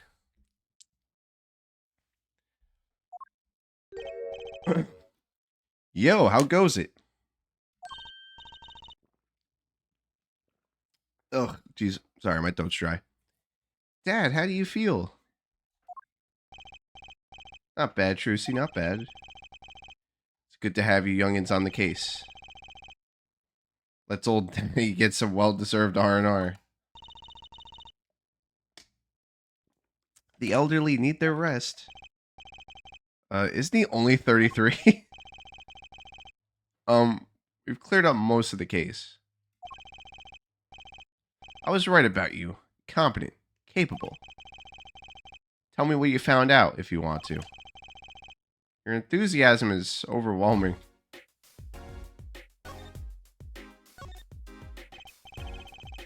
Well, I certainly didn't expect you back this early. Polly's amazing. He found my undies so quick, almost like he was the one who stole them. You have an interesting concept of praise. And? Did you find the mad driver who gave me that 30-foot toss? Apparently, it was a doctor from the Maractus Clinic. Maractus, eh? I've heard of him. Nothing good, mind you. That reminds me, a police car was parked outside the clinic. Maybe something happened? What is this Maractus Clinic anyway? All I've heard are the rumors. That clinic's been making good money. In a bad way. Bad? Ties to organized crime. The Kentucky family. The Kentucky family? You mean the Kentucky? The Kentucky family? He did that on purpose. Some injuries you can't take. Oh, flip, I didn't read that, sorry. They use the Maractus Clinic for their patch-up jobs. Interesting.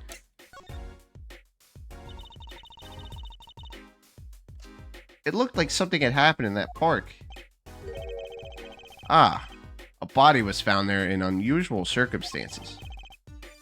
Something more unusual than being dead? It's not our concern in any case. It's probably linked to the case.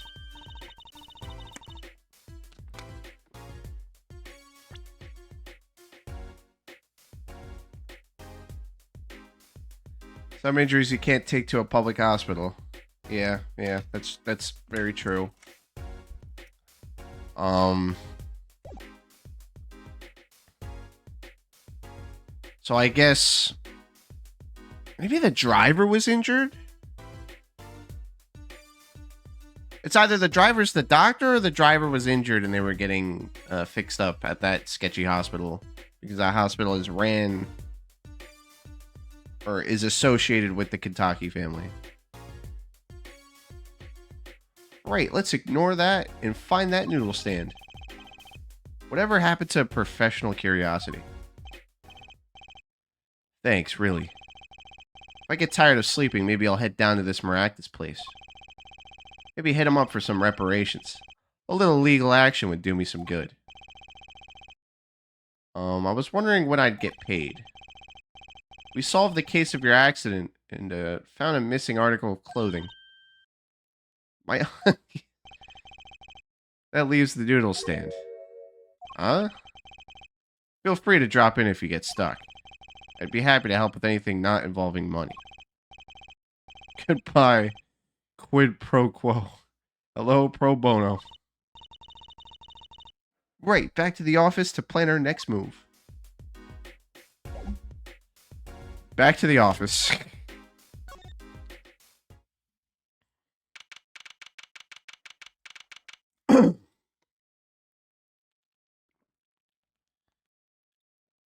I did. I didn't have a chance to examine everything, and I will. June 15th, Write Anything Agency. Oh, there she is. Oh, shit. The Kitaki daughter. The daughter of that lady. Okay. Well, I wasn't expecting her to come by so soon. You're the woman from the Kitaki place. Yes? I knew it. Something's the matter and you want our help, right? You've come to the right place. This way, please. Thank you. My name is Alita Tiala. I have a request. Your request? Let me guess. Something's been stolen? Your flyer. It says now defending, so I thought... What? You mean you want me to defend you? Me?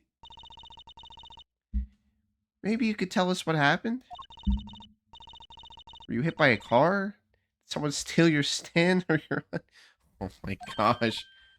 No. I'm not the client, actually. My client would be my, well, fiancé, I suppose you could call him. Fiancé? What happened to him, then? He was arrested this morning. The charge was murder. Murder? So, he was the guy who got arrested at the park. Okay. Have you heard about what happened at the park? Oh, we saw that Emma was investigating the park and that it was blocked off with caution tape and that there was a murder. That's about it. You know, another thing that I'm like curious of is why was Phoenix over there? Like, why was he walking past the park? He seemed to be in a very weird spot at a very convenient time. So, what's your story? You frequent the Kitaki Mansion, yes? Are you a member of their organization? No, not yet. Not yet? You see, I'm to be married next month to the boss's son. The boss's son, so he's a gangster. Yes, but the Kitakis are locally responsible gangsters. I've never heard of such a thing. Responsible gangsters, guys. They're responsible. What the fuck? I thought it'd be nice for a change. Quit my boring job, live the good gangster life. I think you're onto something. Miss Kitaki, I like the sound of that. I'm not sure your daddy would care much for that. What happened? I haven't been told all the details, but I do know a body was found in the park near the Kitaki mansion. There were a lot of police cars there. Apparently the victim was shot with a pistol. But I hear the circumstances of the shooting were rather unusual. Your fiance was arrested for this? What sort of person is your fiance? Your fiance is the Kitaki family's only son, correct? His name's Waki. Waki Kitaki. I brought a photo. What? Wait a minute. Wait, what? That's not... Wait, that's the kid. That's the kid from Case 3. Is that not the kid? The pun. Her name is an anagram of the first name. Also, Alita is Spanish for Little Wing. Referencing her dress design. Yeah. Makes sense. Is that not the kid from Case 3, bro? It's not at all him. Why does it vaguely look like him? Bro's related to the kid?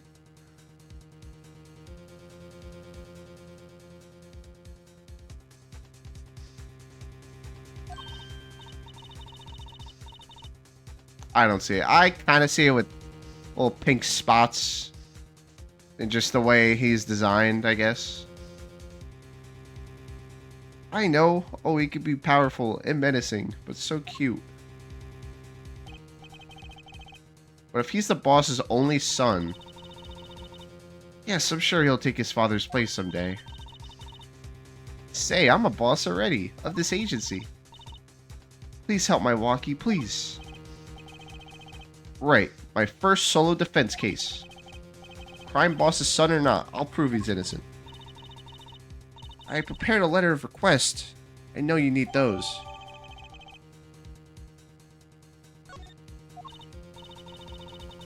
Right. Let's go check out the scene of the crime. Before we do that... Plant. Don't touch Mr. Charlie! Mr. Charlie! Yes! Mr. Charlie? He's been in this office much longer than I have. Daddy's mentor had a great fondness of Mr. Charlie. He's lived here since Daddy was a rookie attorney. Huh. Mr. Charlie. Right. Now I take care of him. That is sweet. That table doesn't look very sturdy. You've never seen one of these? It's a magic table. So, like, you make this teapot disappear? So you might think, but that's not it. For your very eyes, the contents of the pot change. From Earl Grey to Darjeeling. Kinda hard to see the difference, I think.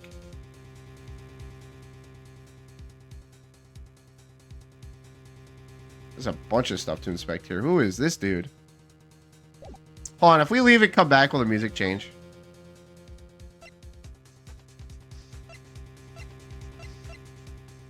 Oh, detention center. We can go there too. Oh shit, we have a couple places we can go. Let me save real quick.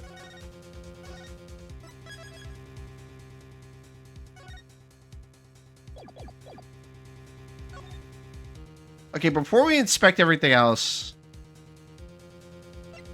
let's go to the detention center. And see if, whoops. I just dropped something. And see if the dude's there. June 15th, detention center visitors room. Polly, you look happy as a clam in its shell. For a lawyer, this is it. The place where the battle begins. Ahem. You need something? Yes, we're attorneys. I was hoping we could see Mr. Walkie-Talkie. Sorry, he's in questioning right now. Yeah, makes sense. Oh, well, I guess we could come back later then. So much for that battle. Alright, now will the music change? There we go. Alright, now let's inspect everything else. I figured he wouldn't be there.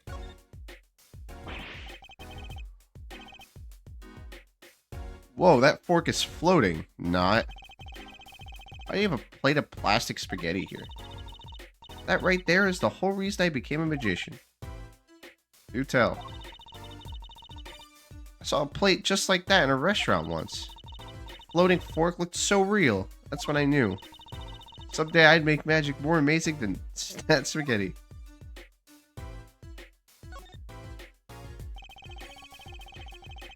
There's all sorts of strange paraphernalia sitting on top of the piano. Those are my magic props. Practice, practice, practice. A professional never leaves their weapons far from reach. You can't play the piano with all this junk on it. Oh, no one plays here anyway. And the neighbors complain. I guess Mr. Wright really can't play. That looks like an Olympics thing. Also, this picture is what really caught my eye more than anything in this entire room. An old sepia-tinted photo of a man in a silk top hat. That's my favorite magician. I want to be just like him someday. They're nice. Guess it's good to have a role model, even if he's got to be well over 100. How rude. And yeah, what the heck? Oh, it's one of those things. A strange split box leers at me from the wall. This is one of those boxes for cutting people in half. That's right. This cabinet's used for an illusion called the zigzag. I've seen it on TV. But why is one just sitting here in your office? Oh, it's a little big for me, you see. So I'm just using it as furniture. Hats in the big top, shirts in the middle, and pants down below. I think it's a nice touch, don't you? It's not exactly what I call a welcoming decor. It's pretty funny. Phoenix's office is just a mess. Oh my gosh, bro's so washed. He's a different man. All these legal books must be Mr. Wright's leftovers. A lot of unrelated books in there too. One Trick a Day, Magic for Idiots. You'd think a pro magician would aim a bit higher.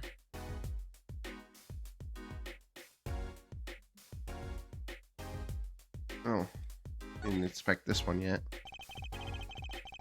That's one of those hula hoop things everyone was crazy about way back when.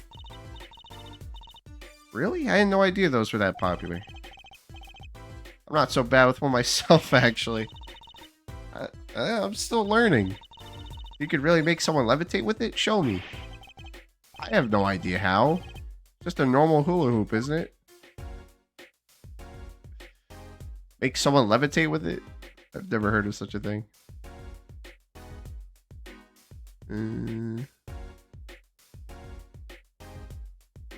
Okay. Oh, that seems to be everything. Except the hat. A blue silk hat, just like the one Trucy's wearing. Oh, that's just for show. Don't wear it, please. Last thought from my mind, honest. I put it there so clients can see it and know who I am. Nothing says magician like a silk top hat. Okay, now that's everything. Yeah, okay.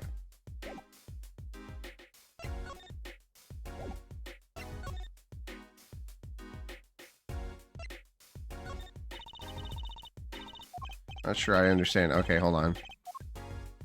I'm just gonna present a bunch of things maybe she knows about. The magic trick where you sit inside the hoop, but when you raise it, you float with it. Okay, that's pretty cool.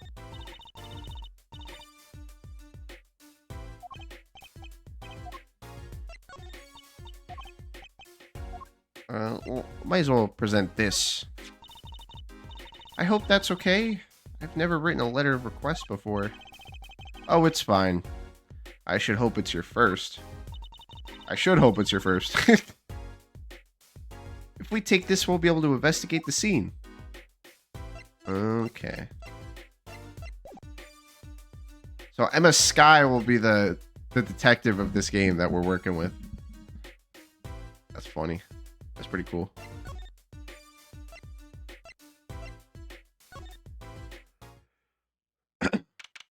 June 15th, Kitaki Mansion.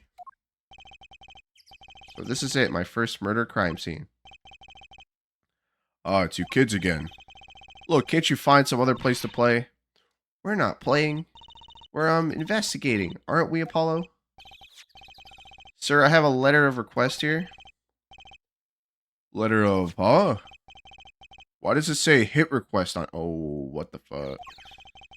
What the heck?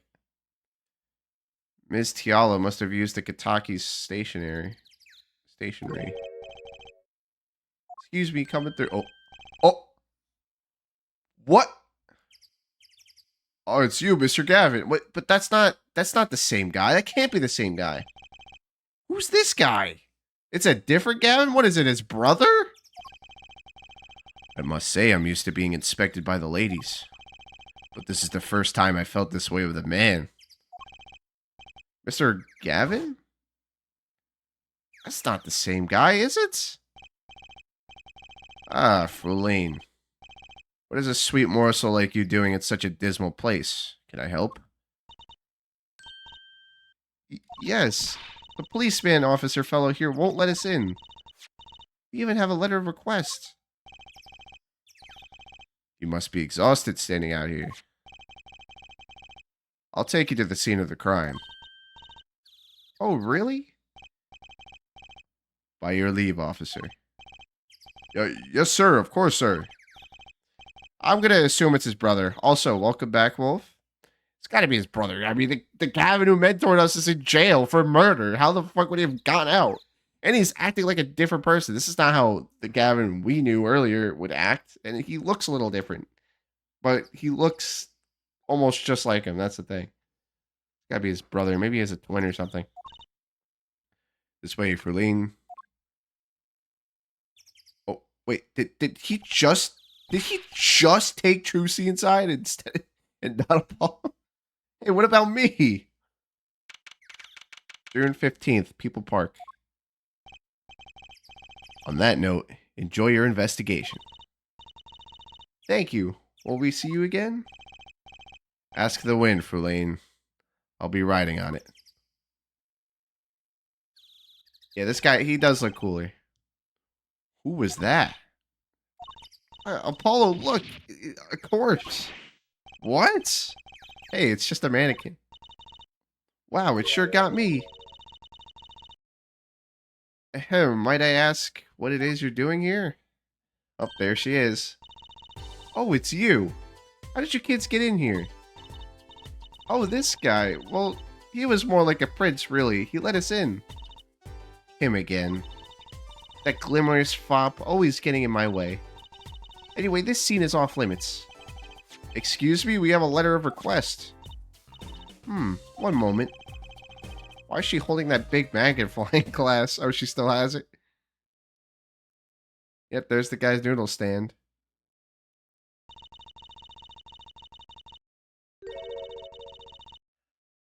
I'd recognize that handwriting anywhere. Scientific analysis says this was written by Alita Tiala. Thanks. Took you 30 minutes to figure that out? He sat there for 30 minutes. So what's up with the mannequin there? It's taking the place of the body, preserving the scene of the crime as it was found. Pronounced Fräulein, by the way, German for lady.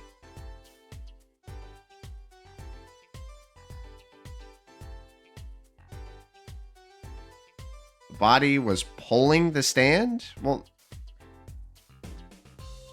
hold on. In the opening scene for this case, I thought the guy pulling the stand was the one that had the gun. Something is not right here. The body was pulling the stand? That doesn't seem right. So, you're a defense attorney, are you? Detective Emma Skye. I'm in charge of the crime scene. Yeah, she doesn't seem that happy about it. Yeah, she really doesn't. She doesn't seem that happy about many things. I trust you know how to stay out of the way. I always carry 2 pairs of handcuffs just in case.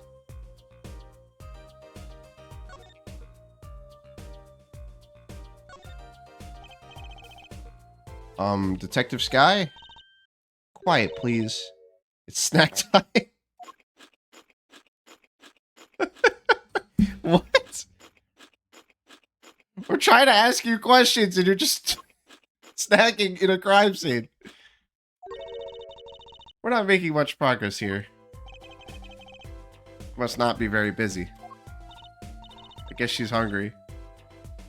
I never seem to get a lunch break. Back after 9 years, they probably won't give me the position I requested.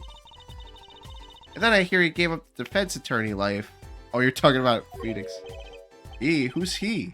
An ex-defense attorney? Detective Sky. You're just gonna... Okay, she's doing it again. She's doing it again. She's just not answering our questions.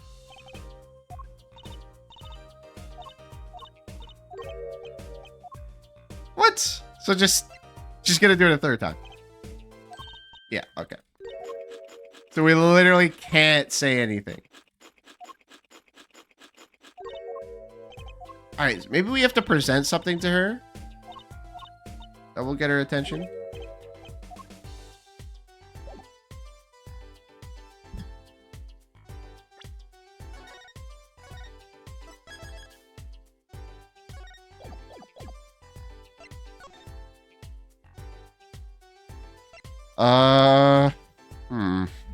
We present this.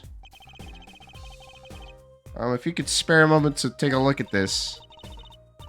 Can't you see that I'm extremely, extremely busy? So sorry to interrupt you. You're snacking. Eating snacks, yes. Busy eating snacks, I'd say. This is going nowhere fast. We gotta get Phoenix to get her to talk to us, clearly. They'll know how to convince her. So, Emma went to Europe to learn how to be a forensic investigator, but when she came back, she was only allowed to be a normal detective, so she's a little depressed. Damn. That kind of sucks, actually. So she's gonna be a little more serious here. And older, obviously. She's an adult now.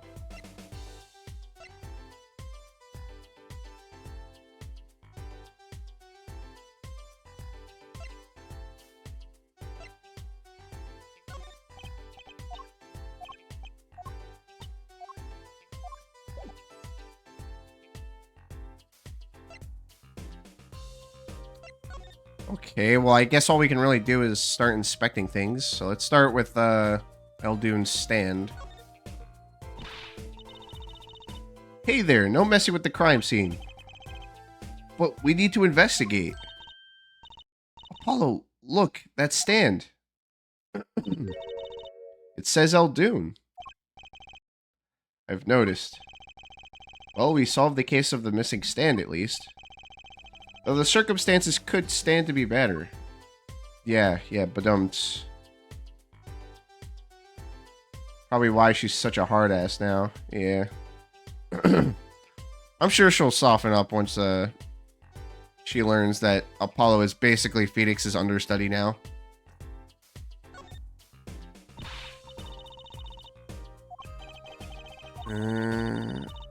Investigations are to be carried out by professionals, scientifically. What's with that smug look? She's not gonna let us check out the crime scene, is she? Hey, Apollo. My very unscientific analysis tells me something here is very suspicious. I think I know what you mean. It's kind of hard not to notice. Better check what we came here to find, at least.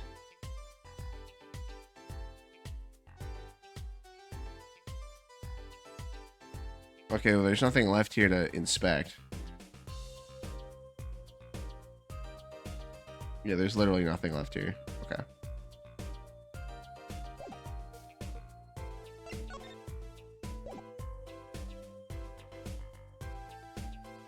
I don't...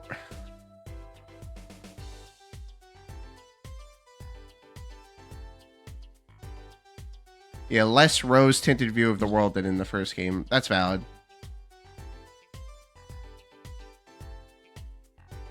Both literally and metaphorically.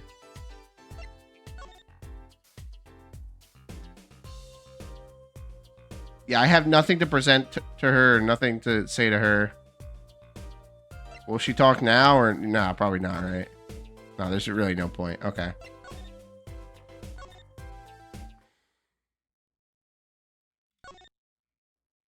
What if...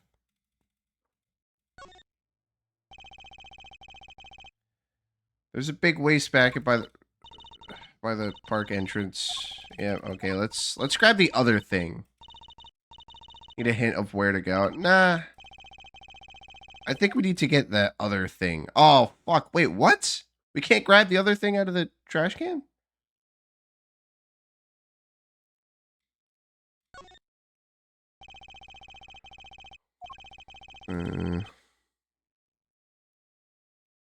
Although she still has rose-tinted glasses, literally. Yeah, probably the same glasses that she had back then. Okay, yeah, there's really nothing here that I'm seeing.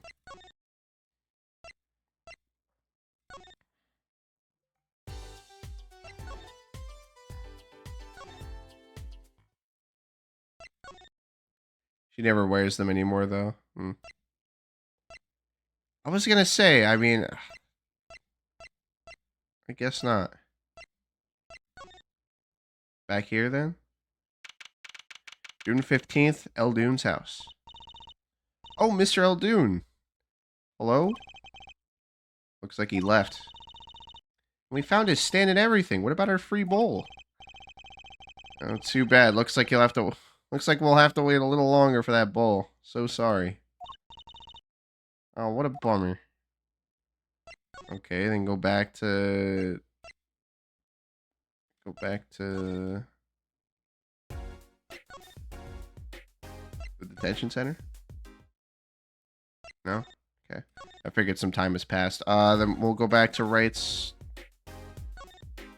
hospital room. June 15th, Hickfield Clinic. Ah, you're back. Run into some problems? Oh, Polly, didn't you want to tell Daddy something? Ooh, me? No, I'm fine, really. What's this? So there is a problem. No, no problem, actually. I got a defense request. A defense request? That is a problem. Huh? I've given up the court. I'm not a lawyer anymore. The request was for me. Oh, right. You're a lawyer, aren't you? Doing that on purpose. Yeah. Come on. You played too much. So what about this defense request? It's related to the murder in People Park, actually. Guess what? We found Mr. Eldoon's noodle stand at the scene of the crime. Did you now? That's unusual indeed. Never heard of a noodle stand being used as a murder weapon. I think the murder weapon was something else. You mean you don't know what the murder weapon was? That funny detective lady won't let us on the scene. What kind of detective wears a lab coat anyway? A lab coat? Didn't think she'd be involved with this. You know her? You could say that. So you know her, don't you?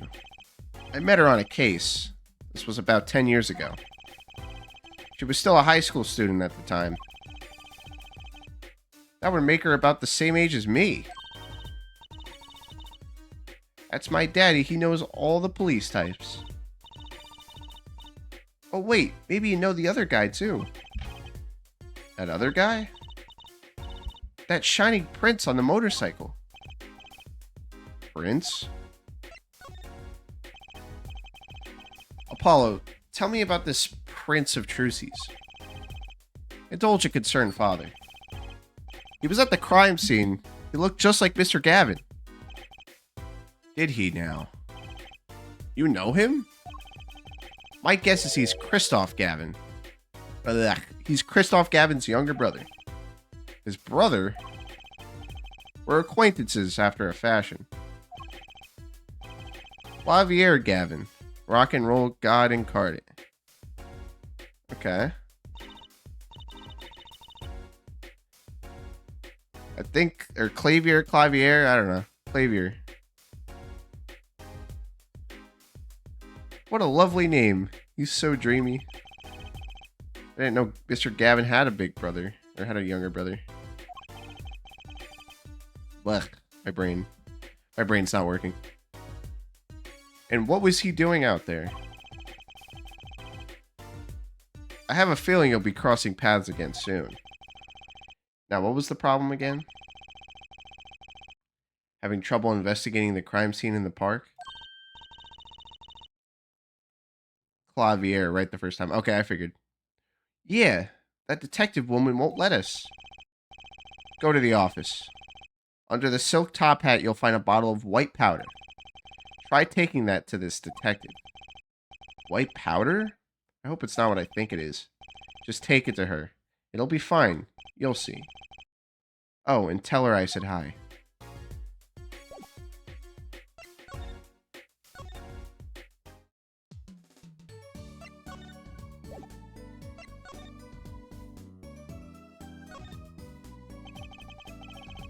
So this must be the silk top hat Mr. Wright mentioned. Let's take a closer look. Oh, shit. I remember this.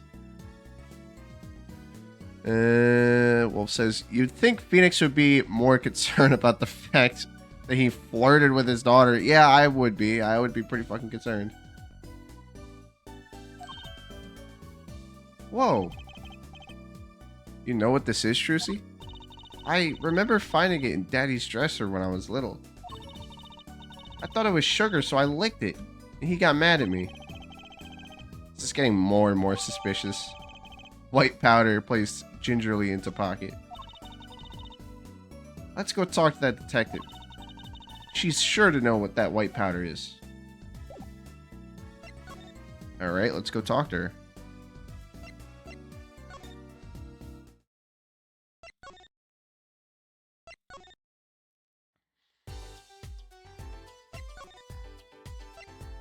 I can't get over how much older she is now. It's actually jarring to me. Does this ring any bells? Why is that? It couldn't. Where'd you get that? I brought it from the office. You work at the Wright & Co. law offices, yes? Yeah, sort of. Detective Sky, how do you know my daddy? Daddy, I'm sorry, who did you say you were? Trucy Wright, Phoenix Wright's daughter. What? Mr. Wright has a daughter? Yeah, that's how I feel. You seem shocked. Well, if you're Mr. Wright's daughter and you're his apprentice, then I'm available to help you in any way I can. Oh, thanks. You can start by not calling me Mr. Wright's apprentice. This powder is used for detecting fingerprints. Fingerprints? I guess you might call it a memento from the time I spent with Mr. Wright. White powder memories. If you find any evidence with fingerprints on it, please let me know. Hold dust for prints.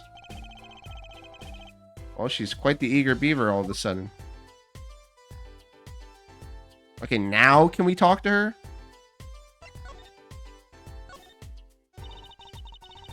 The report came in late last night. The body was found much as you see it now. Except it was a real body. But why? Why was a body pulling a noodle stand? If I knew the answer to that, I wouldn't still be here. Well, what was the cause of death? A bullet wound to the temple. He was shot by a pistol. A pistol? Not the easiest thing to come by in this day and age. Unless you're a cop or a gangster. Incidentally, the victim's name was Pal Maractus. Pal Maractus. What is the pun for that name? Al Maractus. Okay, so the victim was the guy at the hospital? I'm so confused.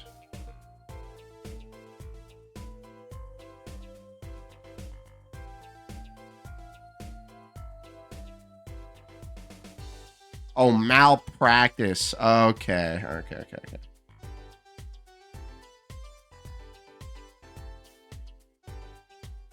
Yeah, that makes sense.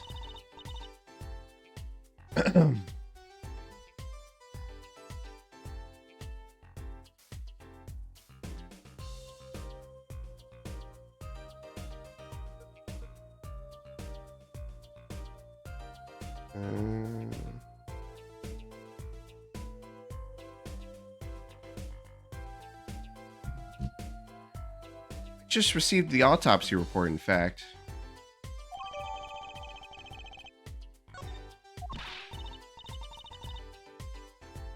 I mean, really, what's up with this case? It's enough to make me want to run off, pulling a mysterious noodle stand behind me. Not so mysterious, actually. We should tell her, Apollo. After all, we know where the stand came from. A likely story. I didn't come here to play games, you know. Actually, we do know where the noodle stand came from. The noodle stand's owner is this guy.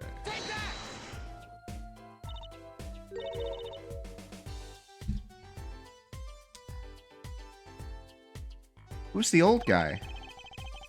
This is the proprietor of Eldoon's Noodles, Mr. Eldoon himself. He's famous in this part of town. Not bad. I guess Mr. Wright picked the right kids for the job. That saved me a lot of work. Thanks. Noodle stand added to the court record. What sort of person was the victim anyway? I mean, what did he do? He was a doctor. Doctor? I'm starting to see a connection here. Well, now, how far into stream are we? 2 hours and 23 minutes. Okay, So I may have to go on a quick break for like 10-15 minutes, and then I'll come back. Just because I have to go do something real quick. But let me just read chat real quick.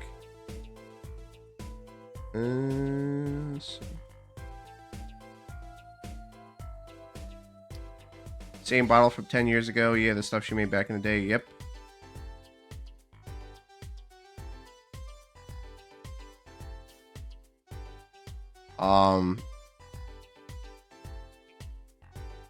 What was I gonna say? I was gonna say something and my brain. I had a brain fart.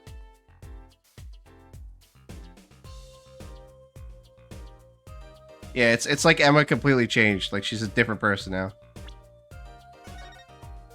She completely perked up once we showed the bottle. You're pretty close to the end of the investigation? Okay. That's fair.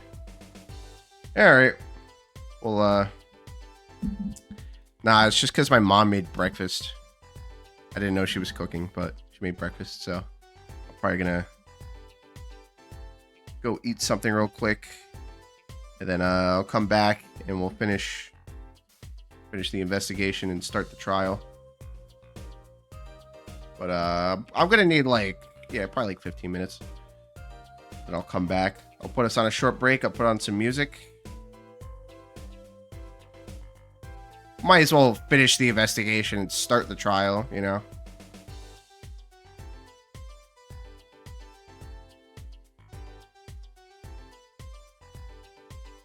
Indeed. Yeah, screw it. If I'm gonna be streaming for a while, I might as well go eat something real quick. I think just put on some music for you guys, and I will be right back.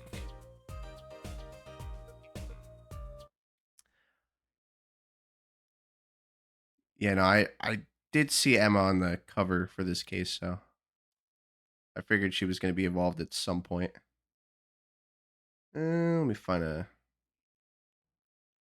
something good to put on. Okay, guys, just give me a little while, and I'll be right back.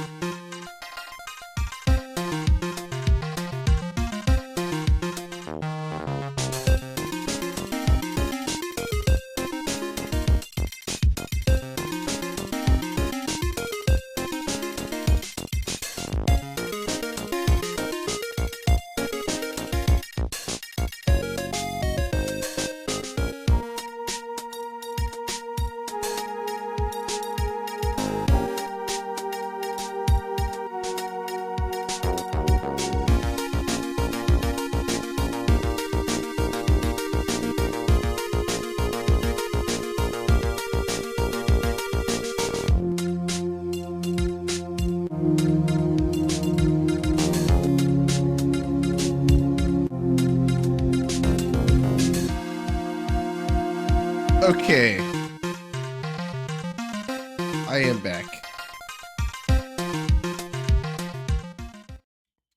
Alright. Everyone's still here? Oi. I went as quick as I could. 11 minutes, I'll take it. That was pretty quick.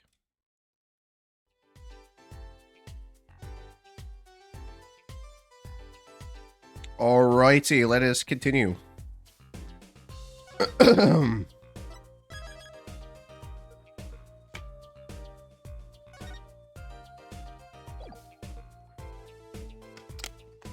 Yeah, I made sure that I was hydrated. And I guess now I had breakfast, so I'll be good. Got some eye drops with me. Okay.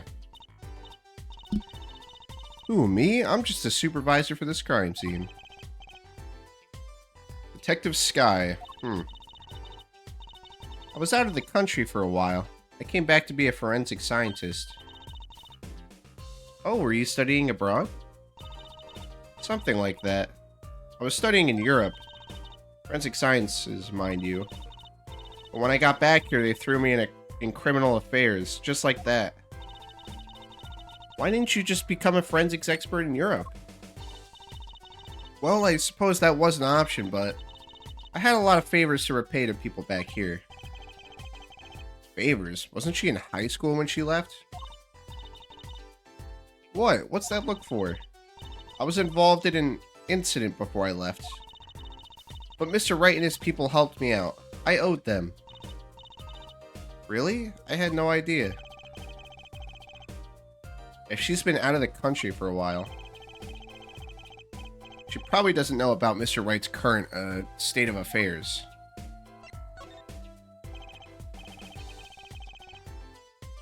Could you tell us a bit about the defendant? He's the only son of the Kitaki family, yes? Waki Kitaki. I don't know if he's the boss's son, but he's certainly throwing his weight around. Violently. In the detention center. I see. Why was he arrested in the first place?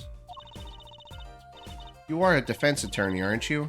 You're not his by any chance. Actually, yes I am.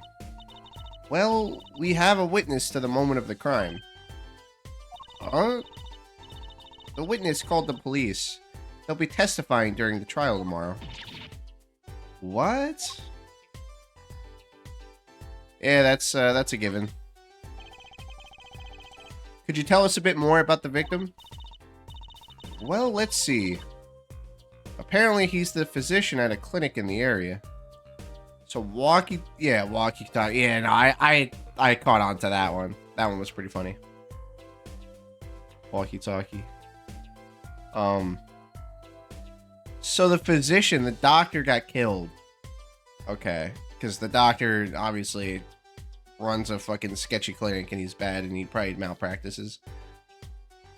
So I'm guessing this killer was getting some kind of revenge or something. Quite well off too, from the sound of it. The clinic's name is the Maractus Clinic. Maybe that's why the cop car was parked there? What? You've been to the clinic? Yeah, though on a related issue. I told the detective about the case of the stolen noodle stand. I see. So that means Dr. Maractus stole the stand and pulled it all the way here? That would seem to be the case. But why? Don't ask me. Yeah, that's very strange. Why would a doctor steal a noodle stand?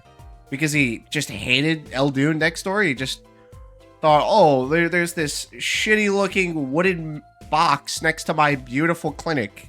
And I want to run this guy out of town, so I'm going to steal his stand. What's confusing me, though,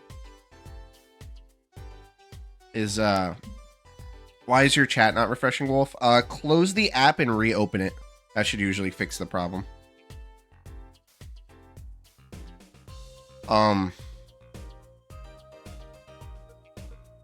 Yeah, no, that is strange.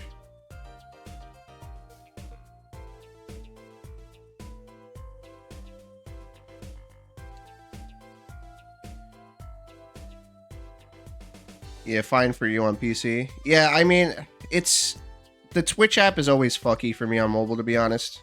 It always runs better on PC. I think it's just a mobile thing. But yeah, what confuses me, like I was gonna say earlier, was that the doctor was the one that got shot. Why was he the one that got shot? I thought the doctor was the one shooting the other guy. This is just a very, very strange case. I'm very curious as to what the motive is. I mean, I would imagine that the doctor just hated the fucking guy's house. I don't know, or hated the dude for some reason, or his noodles.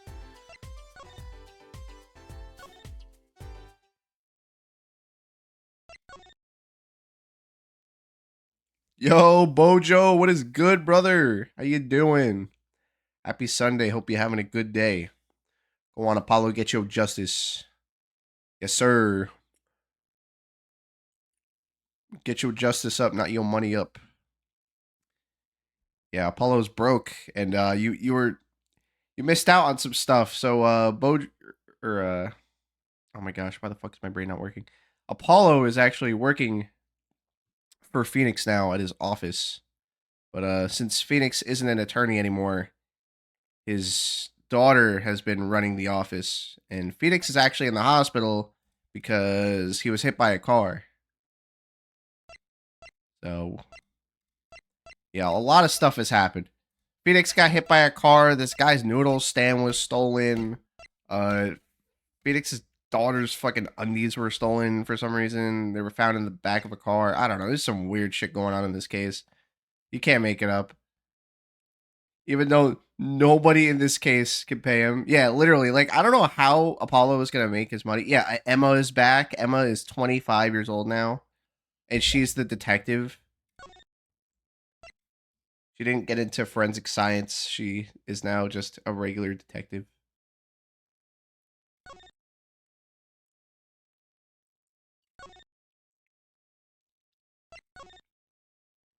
Oh, yeah, we met Gavin's brother. The guy who murdered the victim in the first case. His younger brother is a prosecutor, I would imagine. I'm going to assume. Obviously, there's a dead guy. Oh, yeah, there was a murder. Yeah. There was a murder, and we're defending the person accused. Oh, speaking of which, we got to go back to the detention center. That's where we got to go.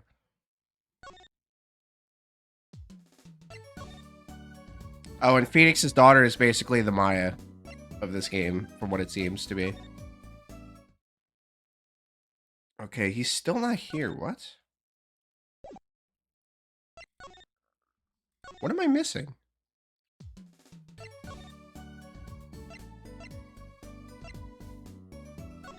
I want to go back to Emma, I guess, and present some stuff. Maybe.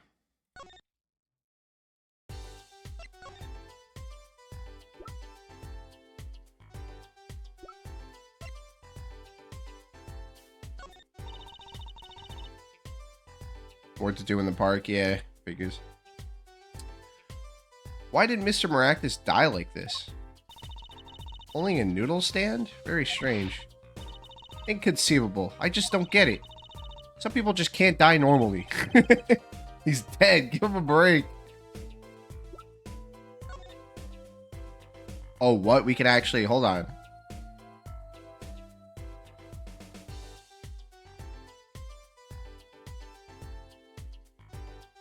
Not that I'm seeing anything to inspect here.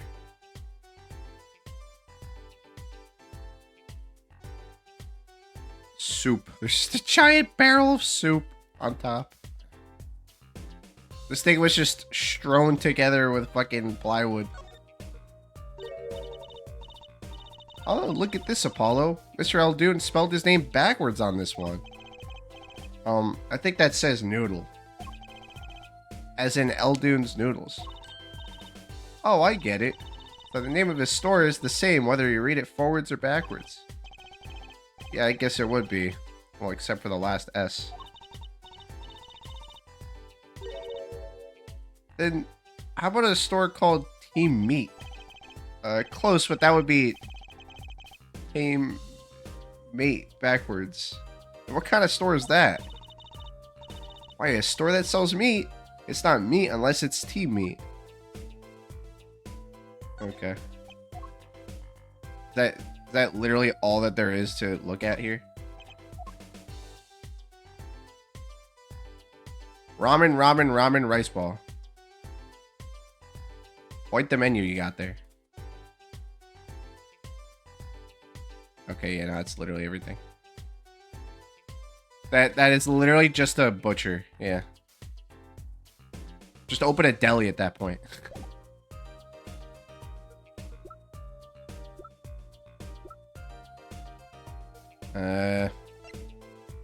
Okay, present. Fingerprint analysis is the very basis of modern forensic science. Doesn't just talking about it leave you breathless with excitement?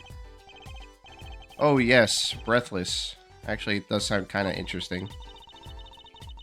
Let me know if you find any evidence that might have a print or two, alright? Okay. I don't think I can help you with that.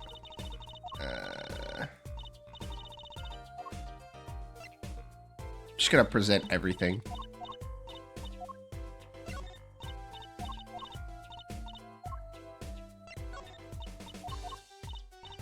Be the map. Nope. I know the stuff you need to do at the park if you're stuck. Yeah, I'll figure it out. Just yell if you're the killer, raise your arms in the air and you'll find the culprit. Yeah, right? Were it so easy. Okay, maybe we could just like actually inspect. Yeah, there we go. And this is Mr. Eldoon's noodle stand, obviously. It does say Eldoon in big letters, doesn't it?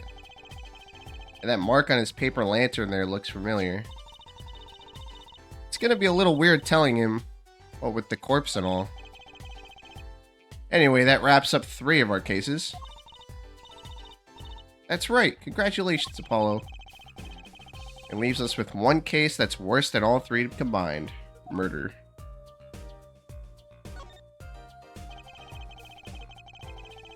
This mannequin is dressed up to look like a police officer. I've seen one at the station. A mannequin in place of a body.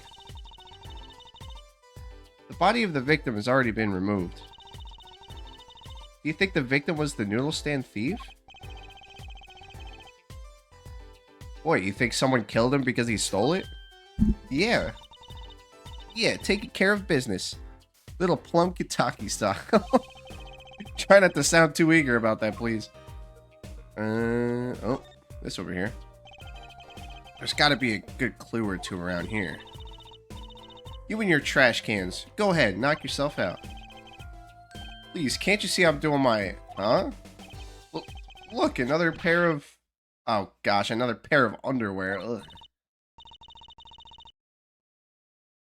Wow, Apollo, you're a genius at finding... Oh, my gosh. Stop saying that. Wait, these aren't... They're not mine.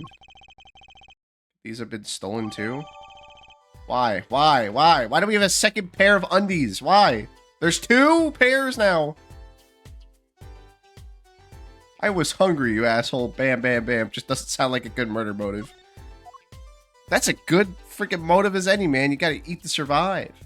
What are you talking about?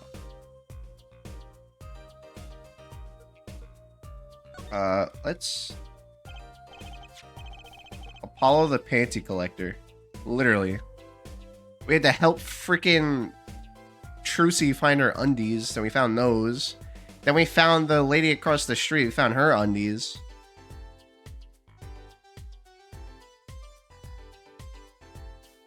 Oh, wait. I don't think we did. Wait, no, hold on. I think we might have. I think that's what those are, actually. Now that I... Now that I think about it. Hold on, what if we just go across the street and present?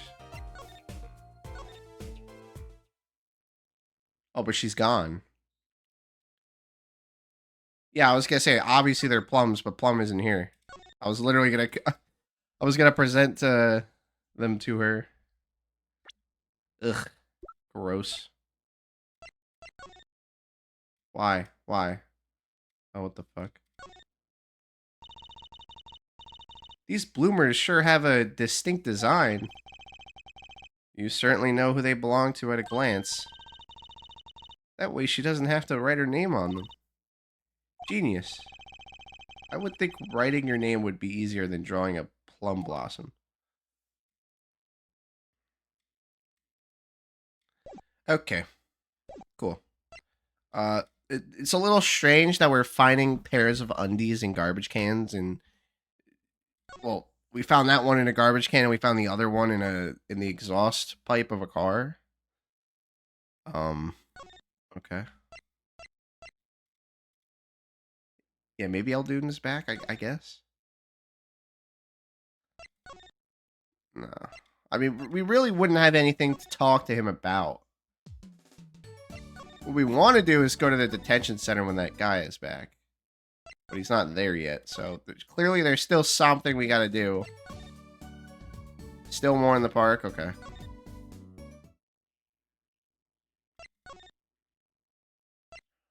Well, yeah, we're gonna tell him about his stand, but...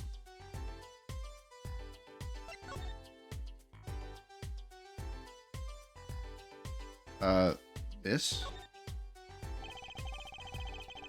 Benches line the river running through the park.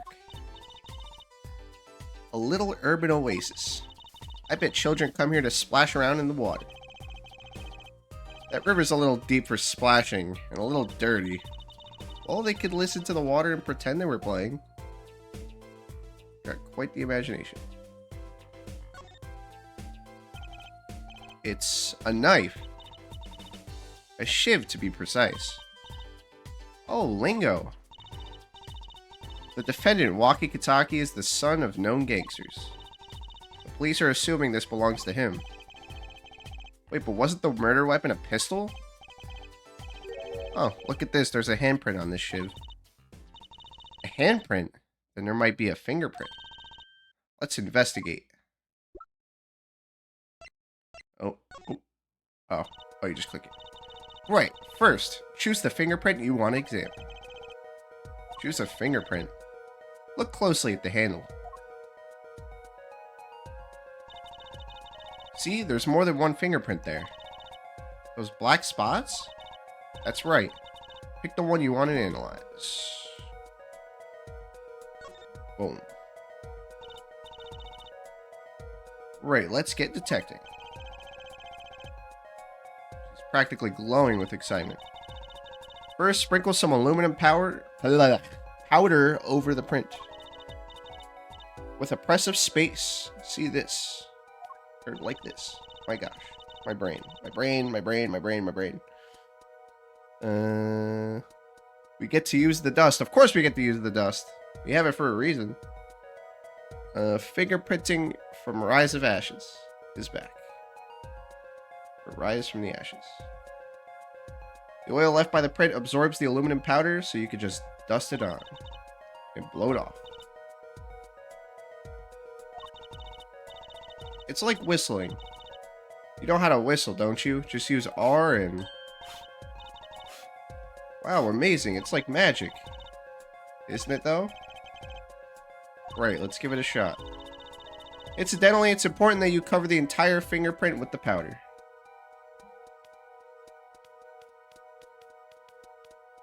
Just click the whole fucking screen.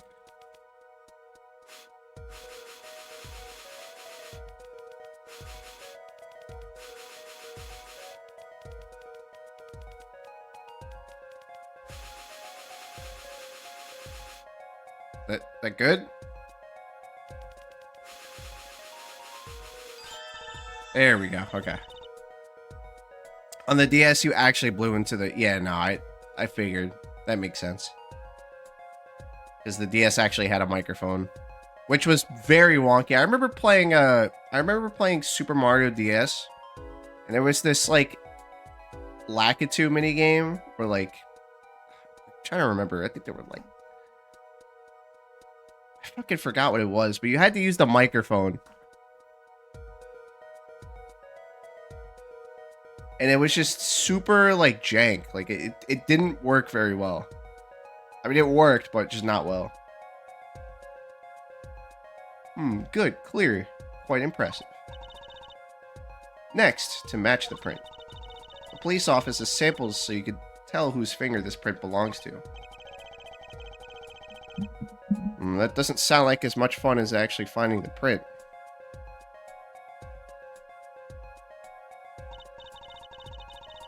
Okay, pick the person whose print you think it is.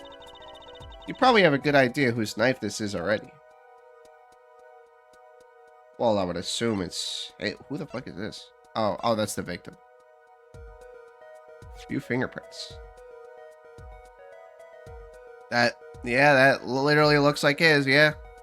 Yeah, that's gotta be his.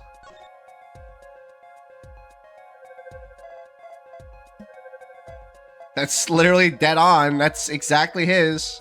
Loved the DS minigames as a kid. Yeah, honestly, same.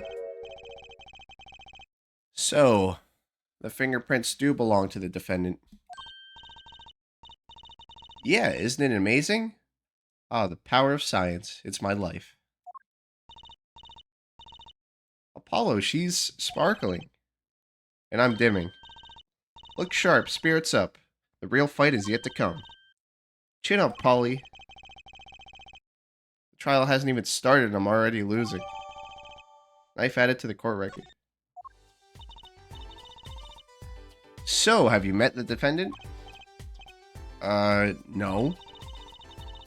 Visiting hours are almost over at the detention center. You might think about wrapping up here and heading over. Good idea. I don't know what good it'll do. We have a witness and a knife with prints. Have I mentioned I've got a bad feeling about this? Don't worry. It's like a right tradition. Some traditions I can live without. Okay, so we can go to the detention center now. Since that seemed to be everything.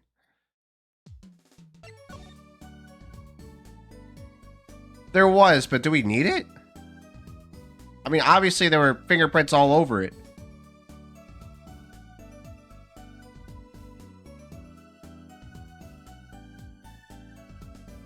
Ah, fuck it. Let's try it again. Oh, wait, no. I didn't mean to click that. I guess we'll try it again. I don't know. Yeah, fuck it.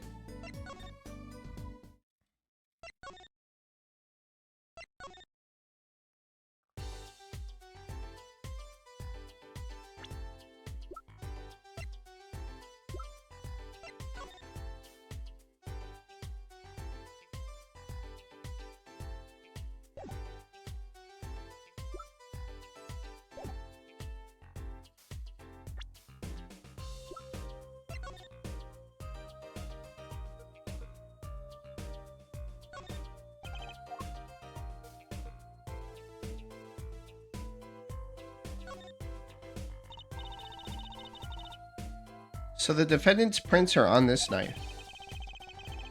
That would mean he was here on the night of the crime.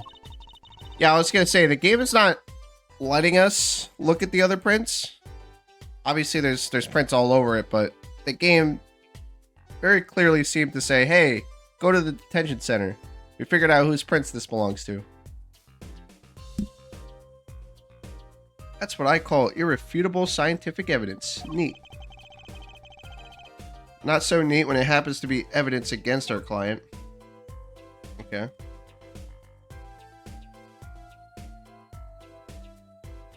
Yeah, I'm pretty sure that's everything. Let's go to the detention center now.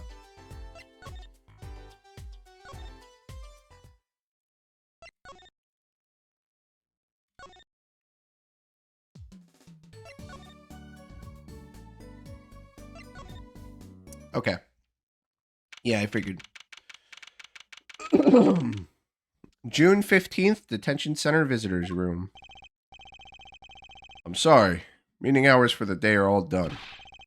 But we still have 3 minutes.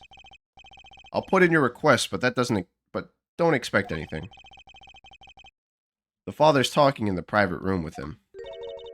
The father? You mean like a priest? I mean the suspect's father, Mr. Winfred, Big Wins Kitaki himself. You. Oh, jeez. You're the one on your way out, old. Ah, they're here. Oh. Whoa, this guy radiates power. Power with a cute apron? So this is the guy's dad? You Walkie's lawyer? Yes, sir. Well, I'm Big Wins Kitaki. 4th head of the Kitaki family, capiche? Actually, I came to speak to your son. Mr. Justice? Yes? How did you know our name? What? How did you know his name? My son's innocent. He killed no one. If he were found guilty, it wouldn't be good. Capiche? Yes, I'm all about capiching. Capiche it loud and clear. You gotta do more than just understand to make it. You'll learn, though. Even if the lesson comes at the end of your short life. I don't feel so good. What's the big idea, old man? You can't treat me like a kid no more. Not now. What? Okay, he's so weird looking. What is with this hair and the fucking ears? The fake ears? And the fucking little whisker things? Honestly, it's weird looking. Bro's trying to look like a fox. He's innocent or you die. Yeah, I would. Yeah, like I said, trying to look like a fox, I guess. You know, I wanted to go to the clink. I like it here. You must be Walkie? A G is not a G till he does hard time. Bazooey. You'll see. When I get out of here, things will change. Silence. My apologies, Mr. Justice. He's usually such a nice boy. Forgive me if I have a hard time believing that. Ha, you can't take me under your wing this time, old man. You heard me? I don't need no trial. I did it. I think that's enough for today, Mr. Justice. Don't let me down tomorrow. That's our fucking first impression? Bro is just openly confessing to murder to our face. And that's all we can fucking get out of him? Great. This is a great start. We have fingerprints on a knife that belong to our client. And the client openly just saying, oh yeah, I did it. Like an asshole. So much for talking to our client. But we made so much progress today. We even found my undies. I had fun at least. Of course, the biggest mystery of all remains. How am I supposed to build a case for the trial? My gosh, you gotta stop talking about your undies, kid. Oh, almost forgot. It's time for my show. Tonight, I'm performing at the Wonder Bar. You should come check it out. To be continued. Yeah, I killed him. Anyways, now we gotta figure out how to show he didn't do it. Literally, bro. Literally. He seems like an asshole. Seems like such an asshole. Continue on to the next chapter. June 16th, 9:46 a.m. District Court Defendant Lobby number 2. Finally, what I've been waiting for. Huh. Mr. Wright's not here today. He said his foot injury was acting up. Old injury? He was all smiles yesterday. Yes, he smiled when he said we'd be fine. As long as you're there, Trucy. Yes, fine. We'll be fine. Here comes justice. I started my voice training at 5 this morning. Oh, do some now. I want to see, here. Oh, okay. My name is Apollo Justice and I'm fine. That's not very convincing. That sounds more like a self-mantra than voice training. Wait, what? I'm fine, you know what I'm saying? Oh my gosh. Ugh, good morning. Yo, sup? Hit me with the guilty verdict, G. See if I care. You just hang loose and let things go with the flow, you know what I'm saying? Not really. Walkie, don't be running your mouth like that in here. See, that's the difference between you and me, old man. I ain't afraid of no cops. Real G's can't keep it real till they spend some hard time in the pen. You have absolutely no idea what you're talking about. Sounds like they've both been voice training too, Apollo. My worst fears realized. The trial's starting and I still haven't had a real talk with my client. Oh my god, this guy's gonna get himself sent to jail. We cannot put this guy on the stand. No, he cannot go on the stand. Listen, Apollo needs to put tape over his fucking mouth. Like, keep your fucking mouth shut. Court is now in session for the trial of Walkie Kataki. The defense is ready, Your Honor. Ready to rock and roll, here, Judge. It's him, the guy from yesterday. He's a prosecutor? It's Mr. Gavin's brother.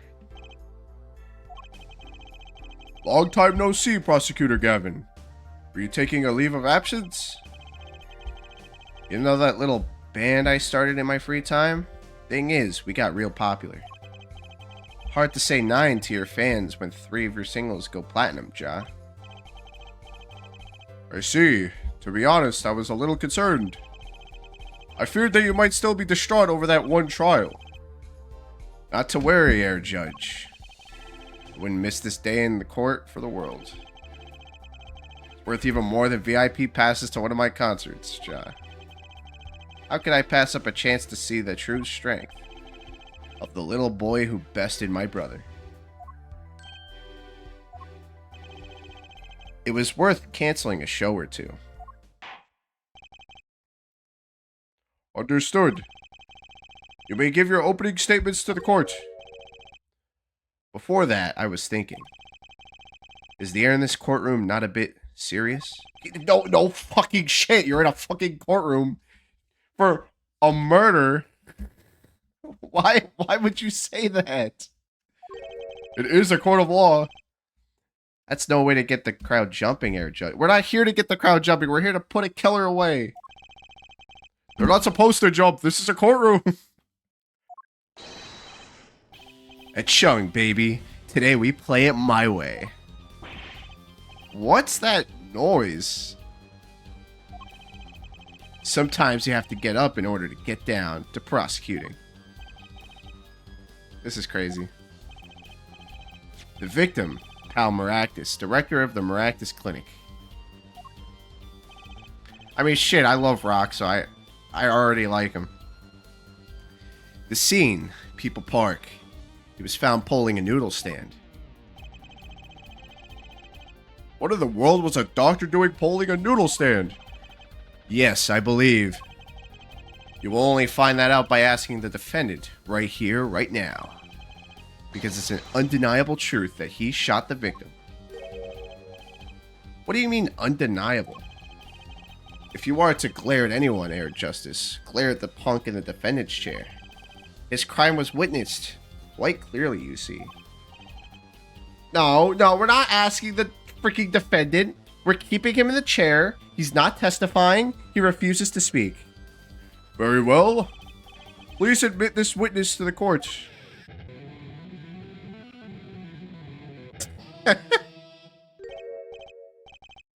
Nine. Not yet. First, there's a little matter to be cleaned up. Bro's playing riffs without a guitar even in his hand. Could you talk without the accompaniment? I swear I could see the guitar for a second. What is it, Prosecutor Gavin? The motive, Air Judge. Why did the little punk do it? Why did he kill the director of the Maractus Clinic? Not so fast. The defendant doesn't have to explain that. Oh? But what if the defendant specifically requests to do so, as he did this morning? I wanted to give a shout out to all my homies, I believe he said. What? You stupid ass. He went and spoke to the prosecutor before his own attorney? Is he fucking stupid? This guy's a moron. I think the dad should disown him. He's a fucking stupid ass. Either that or the dad failed at raising him. Holy shit. What is right? They always say that on stage. You should hit the crowd with speed and ferocity. Sounds like he got you good, huh, Polly? He wants to go to jail. Why does he want to go to jail? He wants to just get locked up for the rest of his life. Well, this is highly unusual, but the court will now hear from the defendant concerning his... Oh, poop.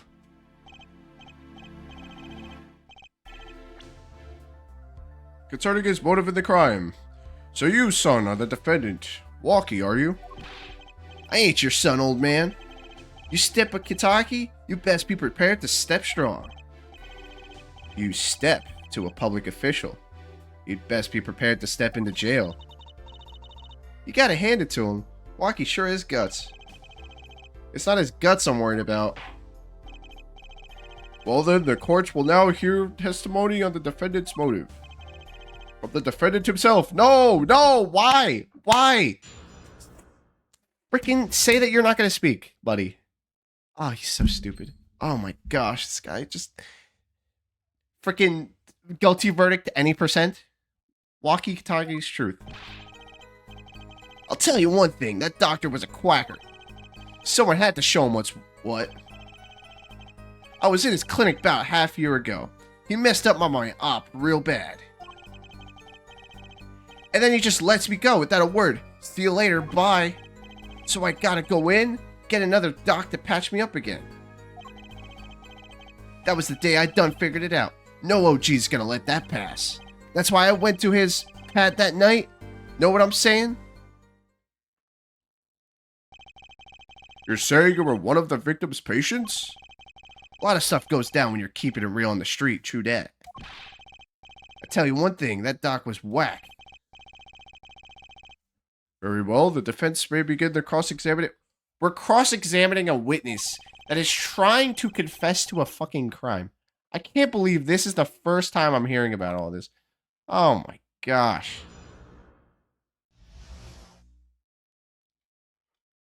If I was Apollo, I would be like, yeah, no, I'm not working for this fucking kid.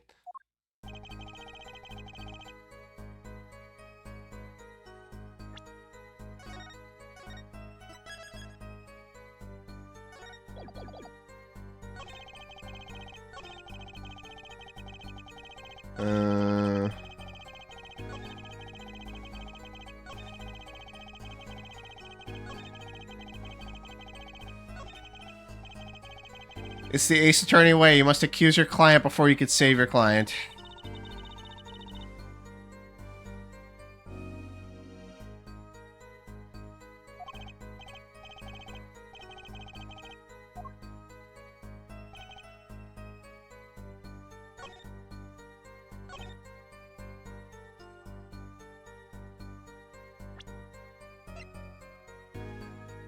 Wait a minute.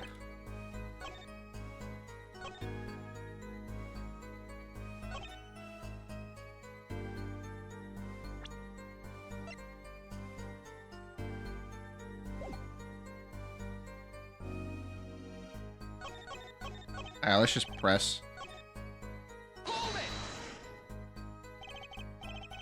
First of all, the word you're looking for is quack. And isn't that a little harsh? He's your family doctor. Who asked you, Pointy Locks? Just who do you think you are? Your lawyer? Look, I ain't trying to hear that. He was a quacker, plain and simple.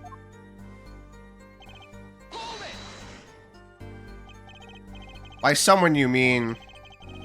Was there anyone with a score to settle with this doctor? Besides you, I mean. Better ask somebody else, Holmes. What do I care? I made up my own mind and did what had to be done, straight gangsta style. What? Why were you so mad at this doctor? Yo, sit back and listen while I drop it, J-Man.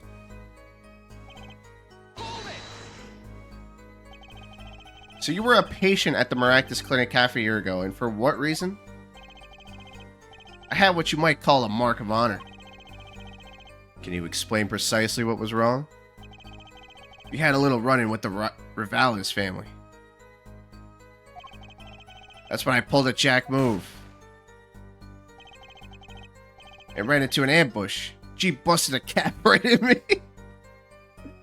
He is so lame. Look at that stupid jacket.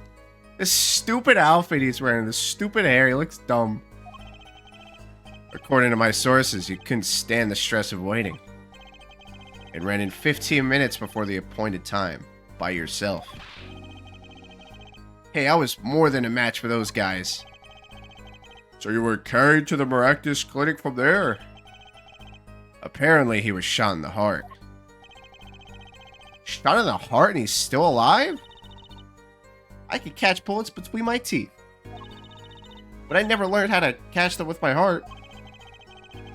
The bullet stopped just short of my thumper, you know what I mean? I would have been golden if it weren't for that wacky doc. Can't even take out a stupid bullet. So as you say, the surgery was a failure. That ain't all of it, Holmes. What do you mean he just let you go without a word? What do you think it means? It's whack, that's what. Yeah, like, what do you mean the bullet is in your heart? If the doctor removed the bullet, he'd probably be dead. He probably had to leave the bullet inside so he stays alive. Because the bullet actually stops the bleeding.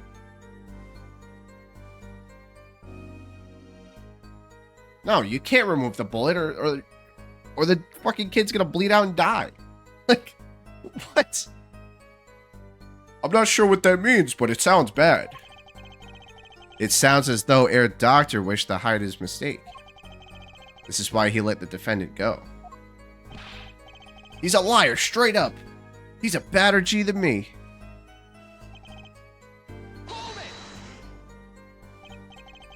So this bullet is still... You know it. I can still feel it. Right there in my chest, pressing up against my heart. Your words are like a bullet shot straight into my heart. Or something to that effect. Incidentally, that's from one of our hit singles. Well, that sounds like a straightforward case of malpractice. Word, J-Man. Weren't no accident, that's for shizzle. It seems that there were issues with this doctor. Man, putting him down was like doing the world a favor. Walkie, please consult your lawyer before saying things like that. Chin up, Apollo. Back straight. But why did this mistake only come to light that day? It was found during the family health checkup. The family checkup? That was the wackest thing of all. All SGs lining up, taking eye exams and all that. Better to die young than to fade away, bizoy. What are you guys saying? I don't think any doctor could get that shit out. Or at least it was close enough to where the surgery would be super risky. I mean, think about it. Pal tried to take it out and the kid died on his table. Or if he died on the table, he'd have the whole family on his ass. Yeah, exactly. Like, you can't... That's not something you could just do. You can't just take it out. You probably have to sign a waiver saying, hey, if you die during this surgery, we told you so because it's a very risky surgery to do. There's very low chances of survivability. I mean, I would just leave it. I would just leave it and just suffer at that point. Just live. Oh, what's a relief? Oh, did your father not tell you? That bullet you carry so close to your heart, if not attended to immediately, it could kill you. Well, what? Yeah. Dr. Maractus had knowledge concerning this ticking time bomb in you. Knowledge that could have saved your life. No way! That's whacked. There is proof. Your checkup report. Okay. Another piece of evidence. How ironic that you would kill the one man capable of helping you. You're almost as careless as he was. Uh-oh. Well, now that the place is hopping, let's get this gig started. Started? We've had enough of a warm-up act. Ja, time to hear from the witness. Wait, oh. Well, now we're about to see the actual witness. Marky sure is quiet all of a sudden. I'm a little uneasy myself. This Gavin's strategy? Who the fuck is this goofy ass? Who is this goofy ass? What the fuck? So, you will tell us your name and occupation.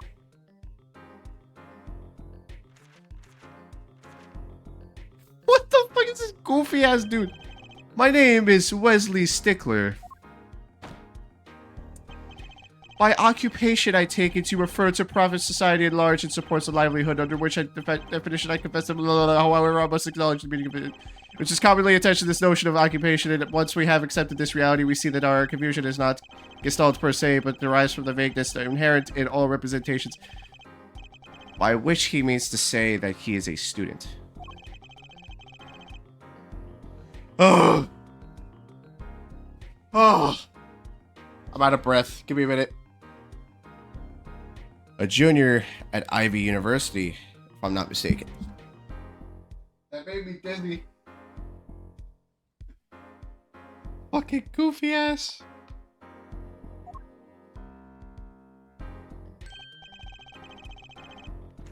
Yes, in the Department of Science and Engineering. Filled with curiosity for all things, I spent my days in pursuit of truth, honing my... Herr Stickler. Please direct said curiosity to the case at hand today. Very well, Mr. Stickler. Please testify to the court about what you saw on the night of the crime. You ask quite simplistically what I saw. Understand that Homo sapiens possess the two designed and received. Okay, I'm not doing that. My brain. Fucking nerd. That night, I passed through the park on my way home from shopping when I saw them. One man pulling a stand, another man facing him. I saw them quite clearly. The man facing the victim was the defendant. In his hand, he held, yes, a pistol. It was pointed at the man pulling the stand. A shot. The bullet hit the man pulling the stand from front, square in the forehead. No, there you go. There's your contradiction, because he was killed in the temple, not the forehead. The temple's the side of the head. Was there anyone else in the park at that time? I could say with 100% accuracy that there was not. The pistol our witness refers to is this. The court accepts this into evidence. Pistol added to the court record. Very well, Mr. Justice, you may cross-examine the witness. Yes, Your Honor. Trucy? Why are you staring like that at the witness? That man. I can't help but feel I've seen him somewhere before. Weird.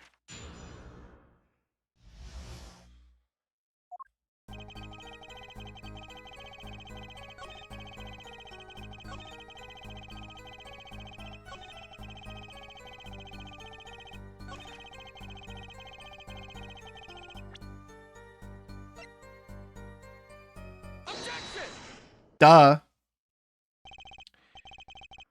If that's all of it, I think I have a chance. Is that you relaxing, I see, Air Justice? Objection. Once is quite enough, Mr. Justice. Apollo, pace yourself. This trial's not over yet. Right. Look at this. The autopsy report? Is there a problem with the autopsy report? Right, a problem. Problem. Oh my gosh, dude. The problem is the location of the entry wound. The location? You testified that the killer shot the victim square in the forehead, did you not? I have already determined your angle of inquiry. Allow me to explain. It is quite simple, really. First, understand that when I say square, I speak not geometrical absolute. What I do mean by this, for example, the deflection of meter is the wavelength of light emitted by a krypton particle, as we all know. In addition, we're not reading all that. Mr. Justice? Yes? Was your objection to these, krypton particle things? This is the big time, and you're obsessed with something so small? You disappoint me. No, I'm obsessed with something big.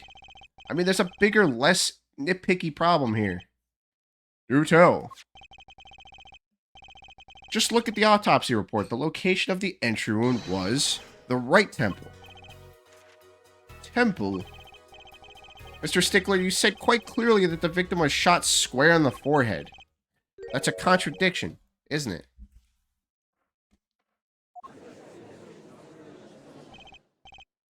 It is, right? Finally. Air Justice? Oh, Air Justice. Yes? Your tactics are outdated. Trying to shake the witness by objecting to trifles. Surely you haven't forgotten the fatal wound your master suffered 7 years ago. Phoenix Wright, was it?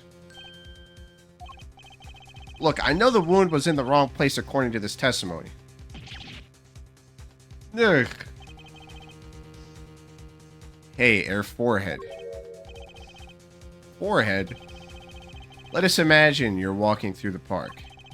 You see two men facing each other, one with a pistol, train on the other. What would you do, Air Forehead? Well, I guess I would try to stop them. I'd probably shout, stop. And you, Frolaine? Me? Well, I'd probably scream. And you, Air Stickler? What did you shout, I wonder? The victim turned his head at the last moment. Ah, yes, thank you for jogging my memory. It sounds like an addendum to the testimony is required. I would run the fuck away. Yeah, that's the logical thing to do. As soon as the killer raised his pistol, I took action. Cease this at once, you two, I cried with composure. The victim turned in the direction of my voice, and a shot rang out. Whereupon our cowardly killer, the defendant, appeared to have become frightened. Tossing the pistol aside, he fled from the scene. I see, so you attempted to stop the crime. Indeed, with composure. Well, maybe the criminal wouldn't have fired if he hadn't shouted like that. That doesn't really matter now, unfortunately. Let us consider this new testimony, shall we? Observe the diagram, if you would. Oh. Is that my fucking... Oh, sorry. Sorry, that was the spring of my microphone stand that made that noise. I was moving my my microphone stand. The witness, Mr. Stickler, was it? Stood here. He shouted, "Oh, stop, please," or something of this nature. The victim responded by looking in the witness's direction. Yeah, this already doesn't look right to me. If the killer were to have fired at just that moment, as we could see, the bullet would have struck the right temple, as in the report. That does seem to be the case. Witness the power of a junior in Ivy University's Department of Science. Very well, Mr. Justice, you may cross-examine the witness.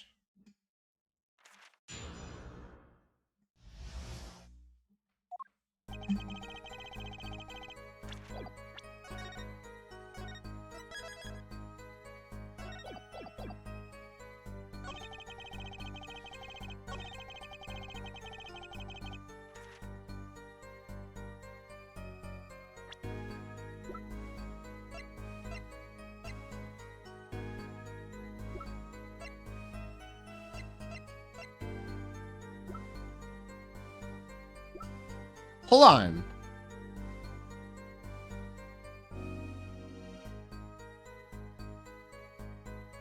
If the victim stood in between the two of them. Hey, no, hold on. I'm just gonna press it. Did you hear the gunshot at the same time as the victim turned? Indeed, I would say about the same time, to be precise. The victim didn't ask you for help? It can be said that he didn't have time to ask. He didn't even have time to take a single step. I'm totally sure that the killer fired because Mr. Stickler startled him. Don't say that too loud, Trucy, please.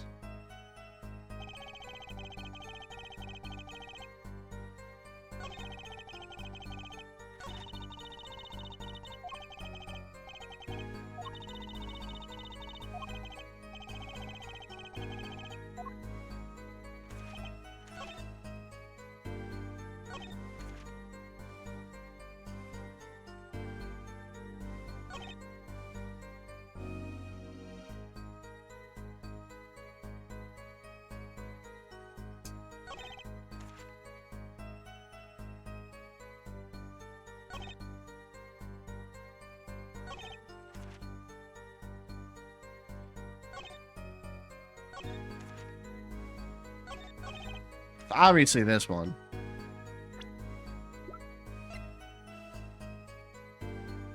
And a shot rang out.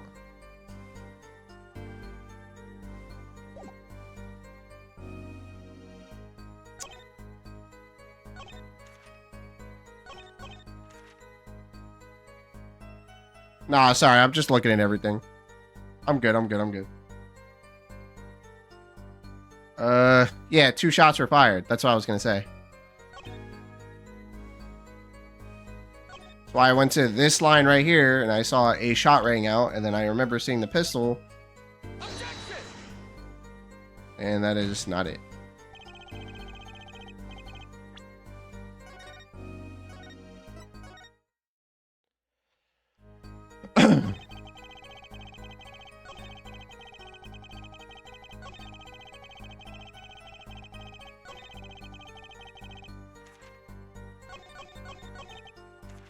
As soon as the killer raised his pistol, I took action. Seized this at 122, I cried. Victim turned in the direction of my voice, and a shot rang out. Whereupon our cowardly killer, the defendant, appeared to have become frightened. Tossing the pistol aside, he fled from the scene.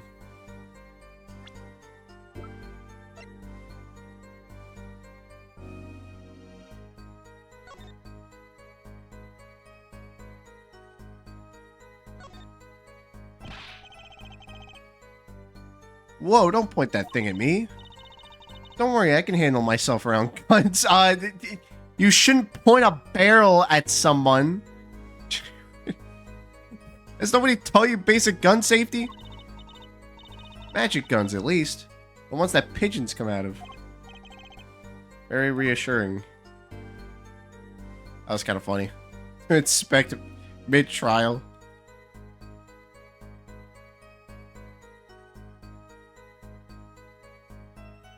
Sorry, no, I went quiet earlier because I was thinking. Sorry.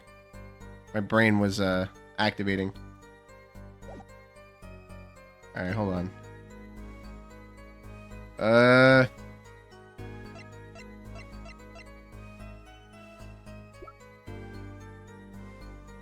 Mid-trial, Trucy has a follow at dumb boy.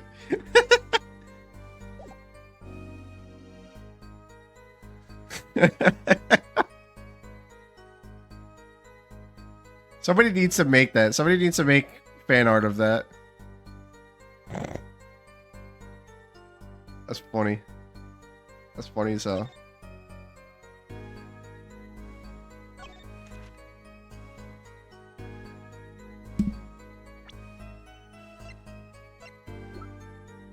Our shot running out, so okay, so it's not the gun. It's not the gun here.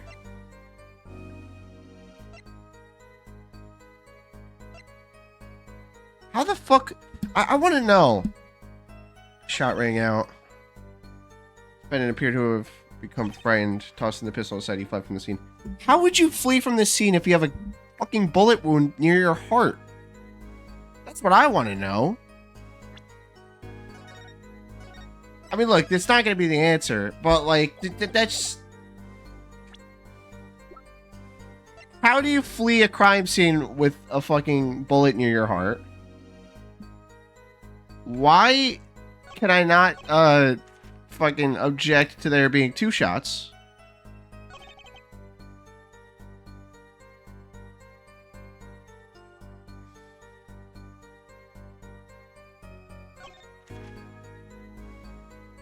I'm just gonna press everything.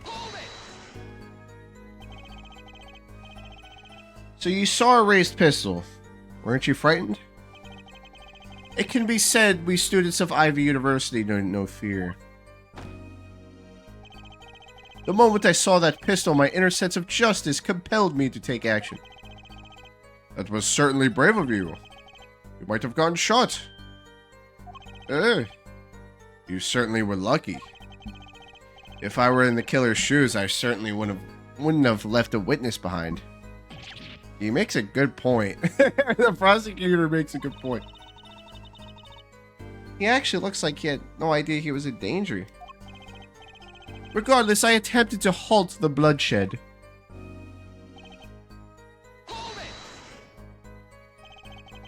Are you sure both men were able to hear your voice? They were, of course.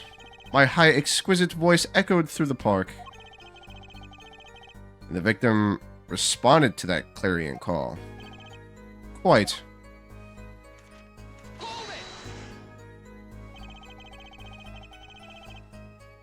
Yeah, we already looked at this.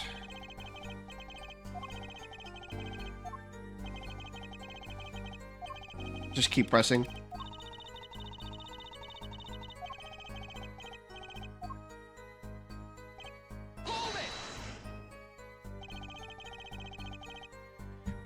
Can you describe the killer's actions more clearly? He seemed quite surprised, especially considering that it was he who did the deed. As we could see, human psychology is a tangled web indeed. He simply couldn't believe what he had done. He shot, he panicked, a common tale, but true. Unfortunately, before I could take further action,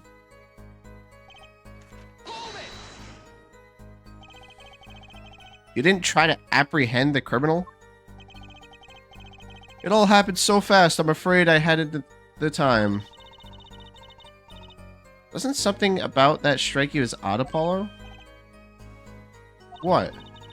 The killer was in a hurry, right? He fired the pistol and tossed it right away.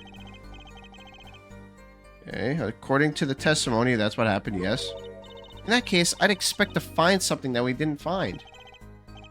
Find something. Find what? I liked that contradiction. Kind of sad to see it go. Not as sad as I feel. What do we do now? Okay. Alright, so there's no other lines. Alright, so...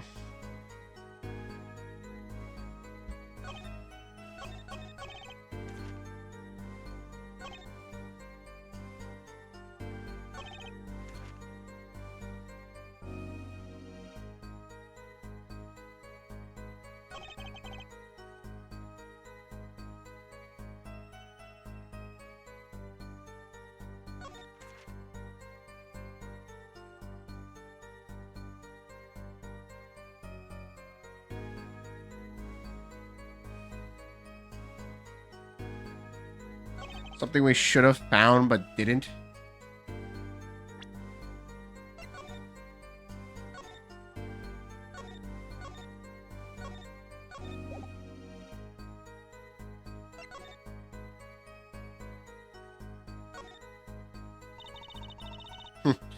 It's the Eldoon's Noodles mascot.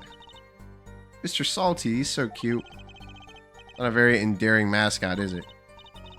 You know, come to think of it, it looks a lot like you, Apollo. Especially the red parts. Can I help it if I like red? Okay. Random thing to look at. Oh, look, I love these little personal touches. Seems a shame to hide it on the bottom of the bowl. Huh? When I touched it, the paint flaked off. You must have painted it on by hand with warm professional care. After buying the cheapest paint he could with the cold professional thrift. Random shit I'm looking at.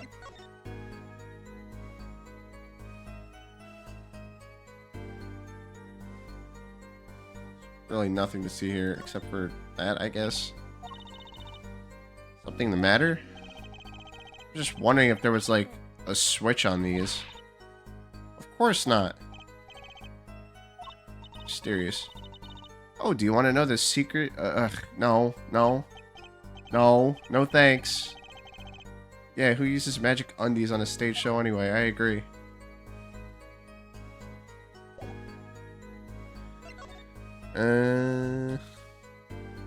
Well, this is completely unrelated, but might as well look at everything at this fucking point. We're already doing it now, in the middle of the trial. Look at this cute little watch strap. I want one. It's kind of odd, though. What is? And if you wanted to know the time, you could just look at the phone itself. Hey, you're right. Sharp, Apollo. Thanks. Finally, some respect. So what does that tell you? Well, the owner of this phone doesn't think through the details, for one. They did drop their phone, after all. I kind of figured they were a little spacey already. Oh, good point.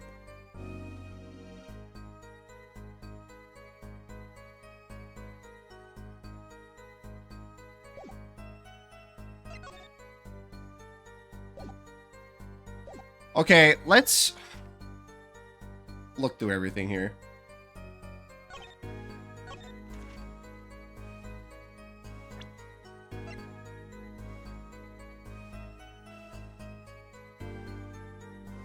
Time of death, June 14th.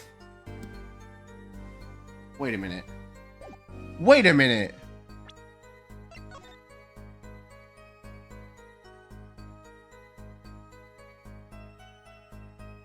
Is that 9:30? That's 12. That's 11. That's 10. It's not at 10 yet. 9:30. Time of death, June 14th, after 10 p.m. Cause of death, single bullet to the right temple. But that's not 10 p.m.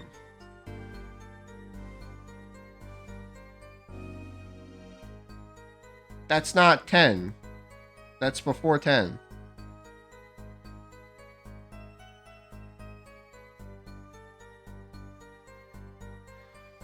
Twelve, 11, 10, 9, 30, 10, 11, 12. It would be here if it was really after 10. Be on or past the X.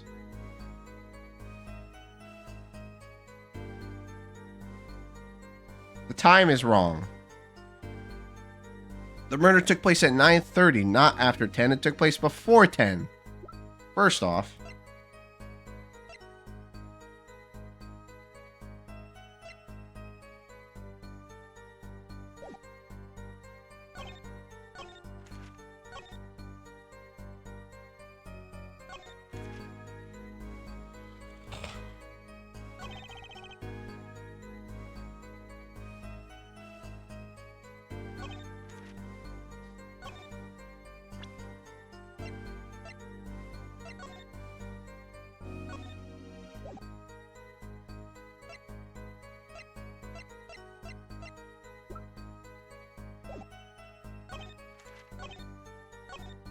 It's this line right here that just seems wrong to me.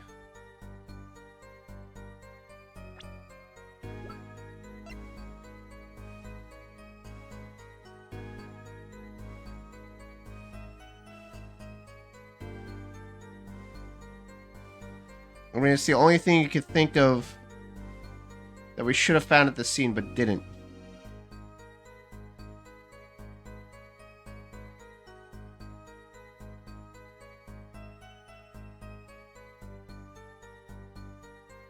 I'm gonna take a wild guess and say it belongs to Walkie.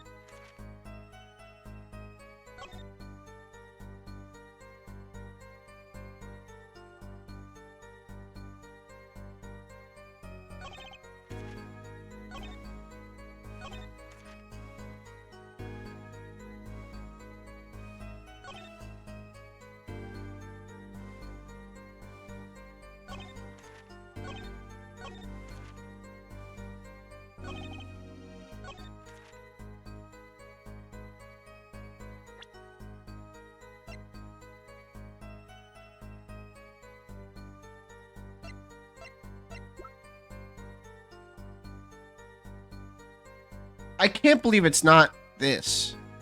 I can't believe it's not the gun. Like, bro, it literally says 2 shots were fired. 2 rounds were fired. And then here he's just saying a shot rang out. That's such a big contradiction. But that's not it.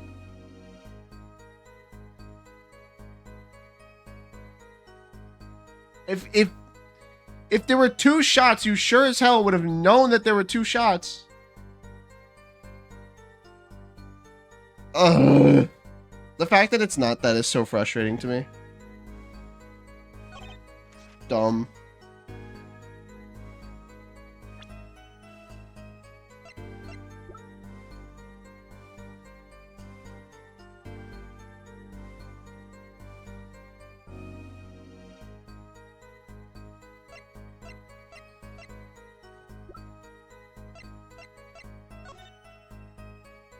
No, that's not what I meant.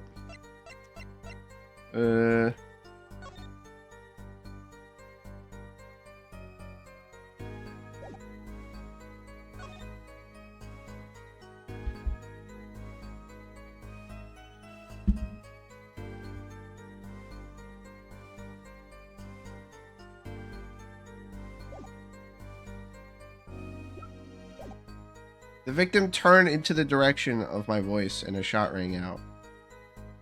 Oh my gosh.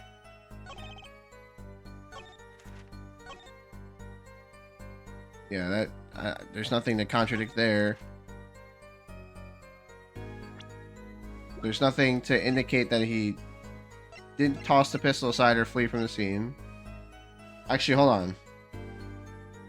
Found at the crime scene bearing Walkie's prints. Is it the knife?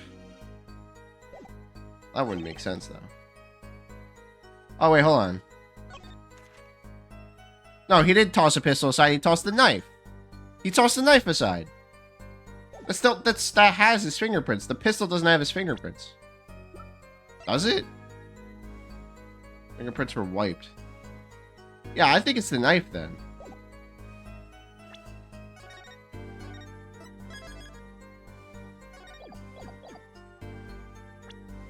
No, he tossed the knife. How? How? Did I not pick it? Did I pick the wrong thing?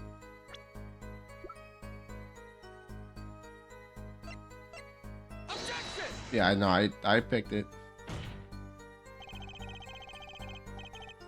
Okay.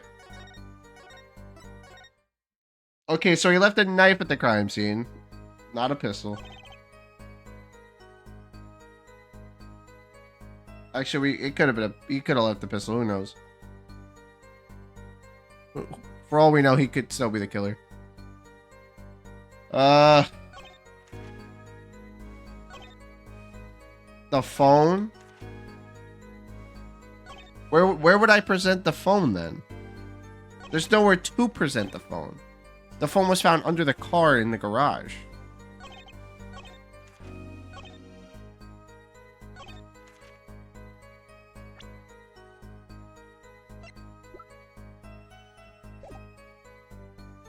That doesn't make sense. Yeah, that doesn't make any sense. Why would it be the last line? What? No. No.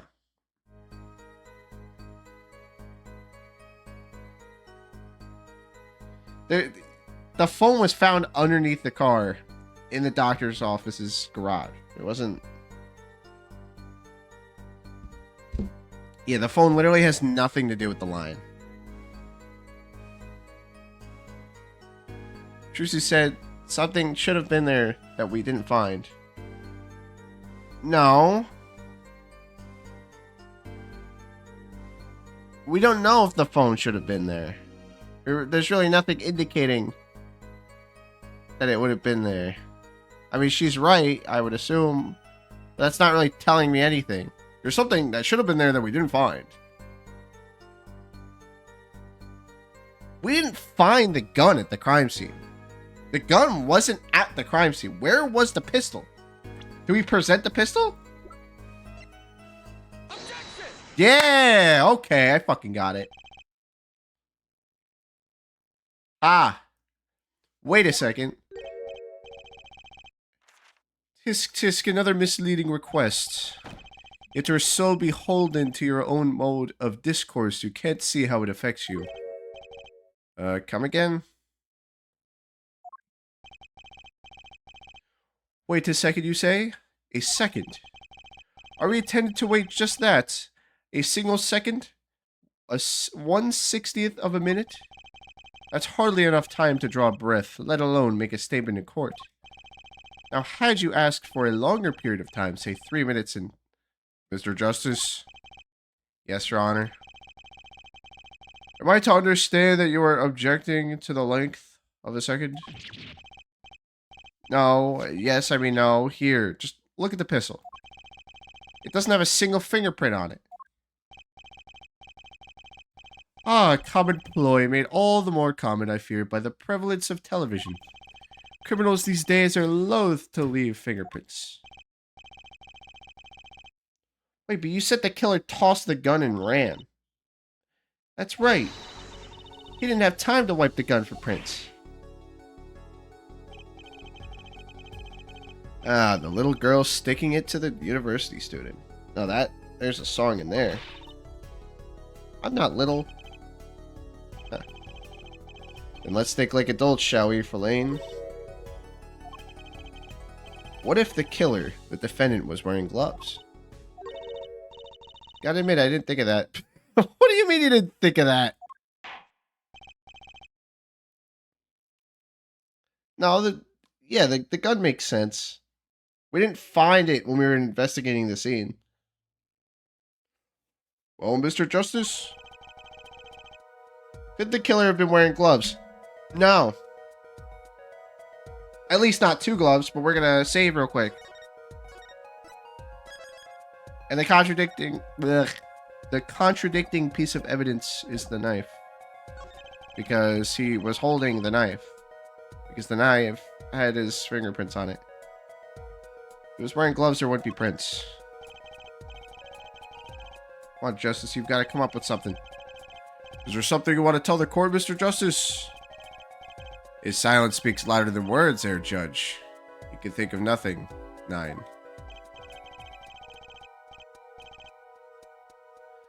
I guess he could have been wearing gloves. Let's continue with the testimony, if you would. Wait a minute, what? My pleasure, Your Honor. A small pleasure, but still. Oh, hold on.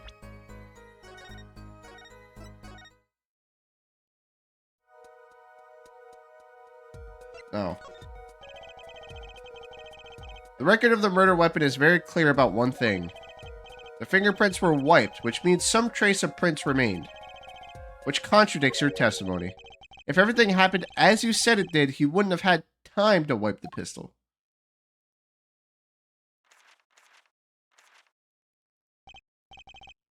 That may be, but it does not change what I saw. The killer, the defendant. He threw down the murderous weapon from his hand and fled. And this pistol was found at the scene of the crime, strongly suggesting that this was the weapon he disposed of. That sounds solid to me. Well, there, Forehead. Any of your precious objections? What gives, Apollo? Let's see that voice training go to work. You know, I've only recently realized something. No matter how much you train your voice, it doesn't matter if you have nothing to say. What do you mean at nothing to say?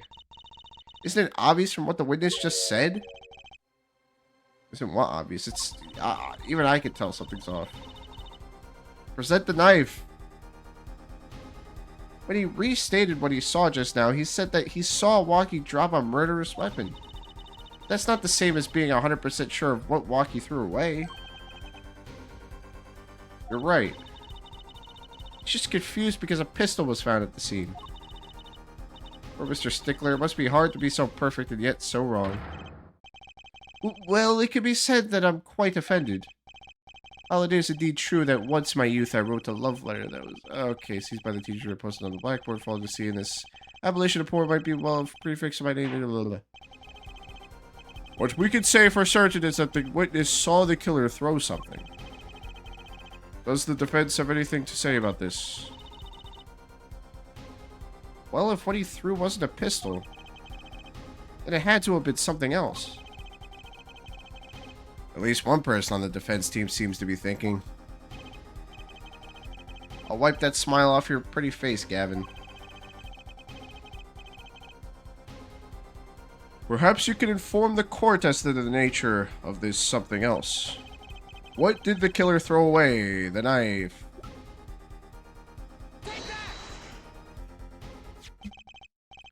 Is that a sword? That's too small to be a fucking sword. I saw one of those on the late night movie last night. Great, a sleep-deprived judge. This knife was found at the scene of the crime, with the defendant's prints on it.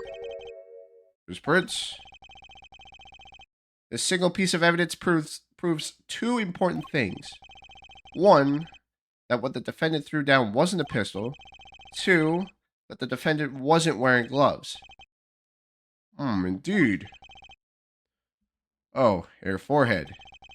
You're forgetting two other things you've just proven. Huh? One, that the man the witness saw was the defendant, Mr. Walkie Kitaki. Two, that the defendant was holding a knife with the intent of harming the victim. Indeed. Never underestimate a Gavin is the lesson here. This court is of the opinion that our witness is fond of making assumptions. In that light, I believe it would behoove us to hear what really occurred. With less assuming, please.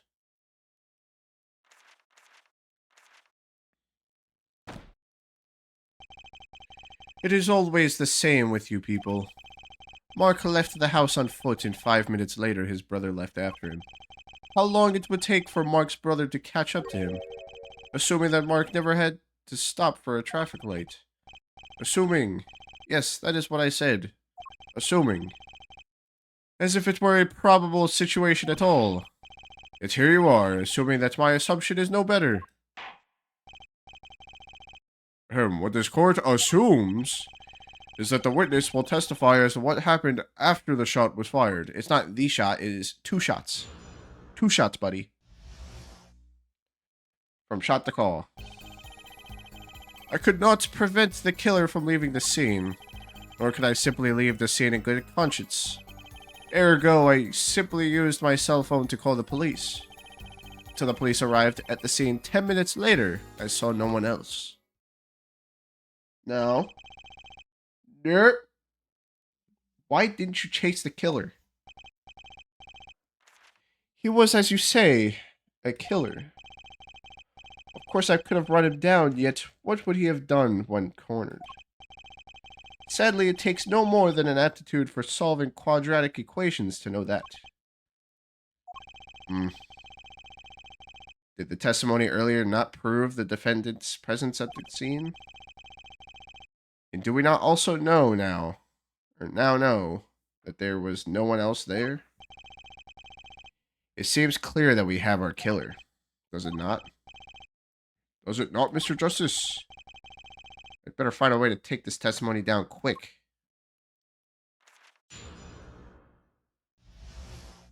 Okay, this is the one for the knife. Save.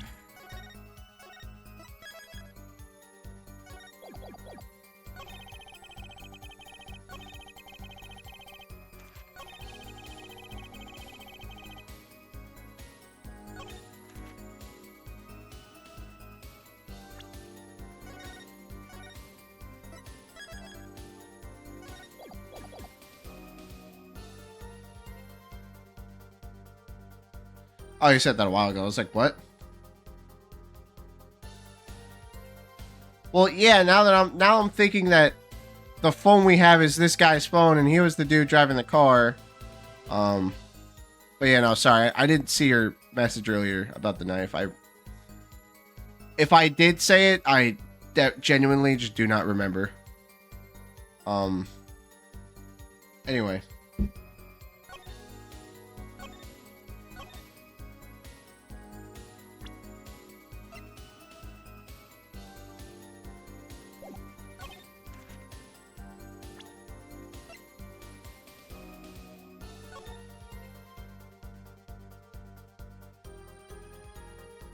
I mean, I figured as much. That was what the knife was used for.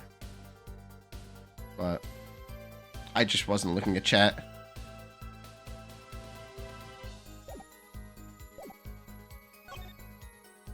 I mean, like, presenting the phone wouldn't really make sense, though, because we still can't prove that it's his phone. Unless we were able to turn it on and check the contacts and shit.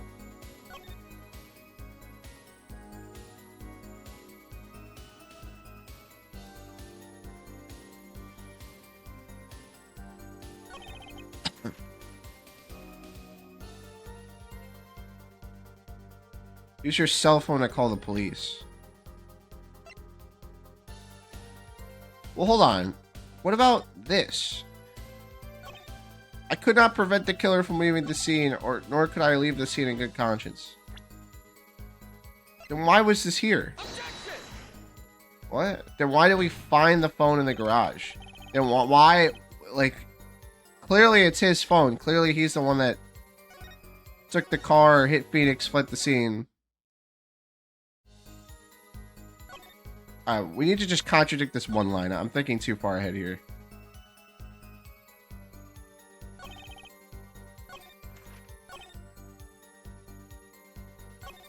We're just gonna press everything, you're right. Which way did the killer run? By that time, it was clear the killer had noticed me. Naturally, he ran in the opposite direction. That would mean he ran in the opposite direction from the Kitaki mansion. At Chung, don't even think about pointing out that he was going away from his home. All he had to do was loop back once he was out of sight. How did he know where I was going?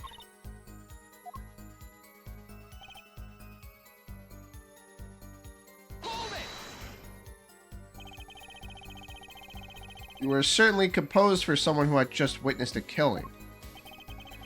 If one is to devote one's life to the pursuit of science, one must never flinch at the sight of a little blood, nor be so moved by a chemical discovery that one drops one's flask upon the lab room floor. Oh, cool answer. Very cool. So nothing strange about how he acted? Lucy looks like she has something to say.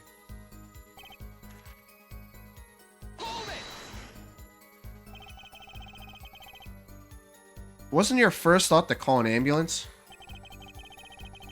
It could be said that I have dabbled in medicine. The injury I witnessed, namely a single shot to the head, tends to result in death. Ergo, there was no need for me to call an ambulance. Oh, a perfect syllogism. A proof in 3 parts. Exquisite, simply exquisite. He actually looks like he's gonna cry. Okay. Can you tell us in detail about these 10 minutes? I stood in a state of heightened awareness. Anything could happen at any moment. Anyone could appear from any direction. Is that all? No one came. Nothing happened at all. I saw it all, which is to say, I saw nothing. It was late at night. It's not odd to think that there would be few people around in the park. So we just stood there, watching. Not much to go on there. I guess. I don't know.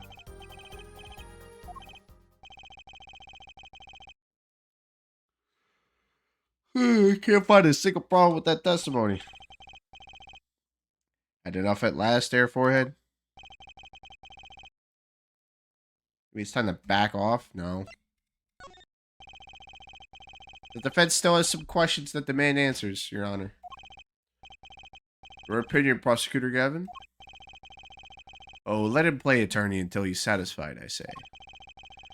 I will amuse myself by composing my next smash hit in my head. Very well, you may continue with the cross-examination.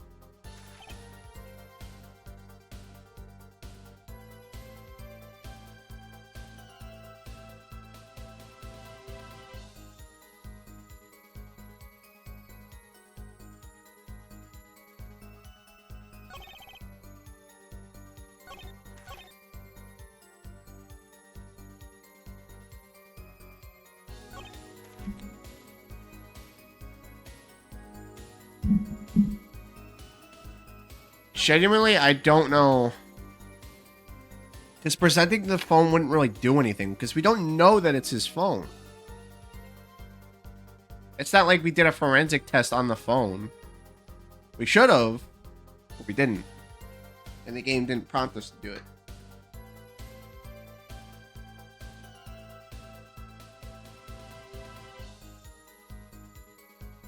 Do we have anything? You know, that seems to... That makes me think that there's really nothing to present here.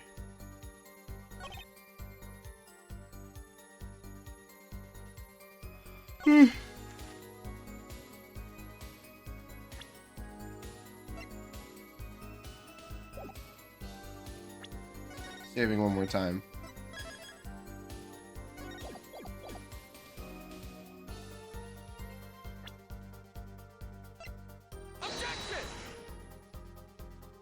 Yeah, no. There's nothing we can prove that the phone is his. I know. So, you know, alright, fine.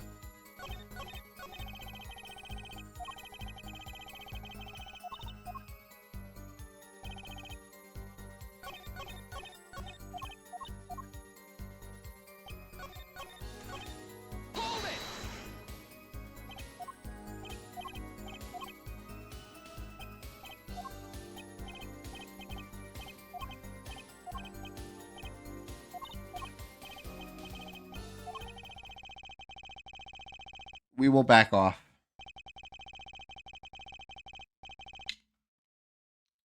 Some of us have glamorous careers we'd like to get back to this month, Air Forehead.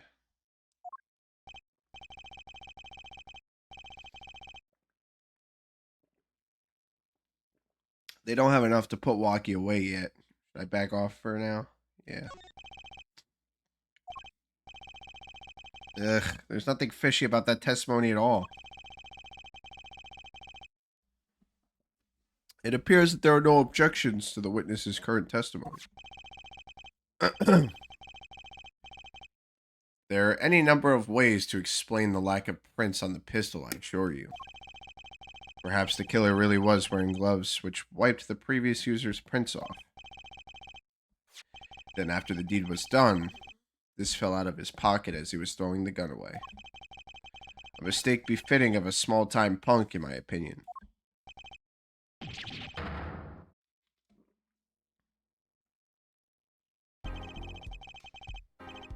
It seems we've come to the end of the line here. Oh, that can't be all. How unfortunate. Seems that you weren't cut to stand on the same stage as me. Were you, Air Forehead? Yeah, I'm gonna guess that Trucy's gonna say something. I believe that brings the cross-examination to a close. Court will now declare a verdict on the defendant, Walkie Kitaki. Eek. Oh, jeez. That was definitely Trucy. Oh. What the fuck? What? Trucy? What? Who the hell is that? Holding on a knife point? Nobody move. What's the meaning of this? Who are you? What the fuck is going on? What the fuck? There'll be no verdict in this court. Not yet. Wait, are you one of the Kitakis?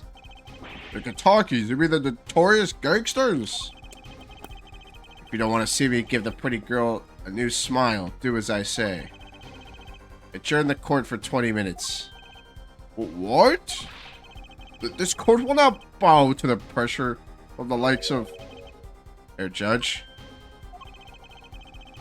I see a little point in further aggravating this gentleman.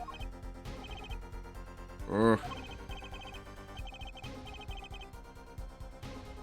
Recess 20 minutes, or I promise you'll regret it. Wait! How did he disappear so fast? Oh, jeez, they took Trucy.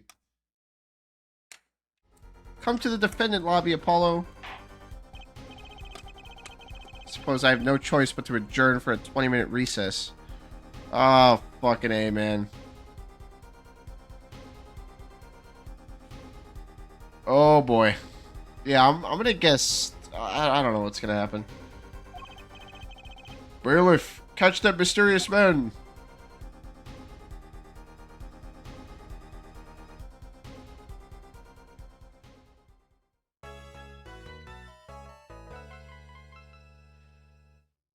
Wait, okay, it's kind of late, actually. Hold on, what time is it? Oh, shit, we've been going on for a long time. Fuck. That's a spot. It's really a spot to call it. I want to know what happened. Fuck. You know what? Okay, we're going to see if she's safe, and then we'll call it.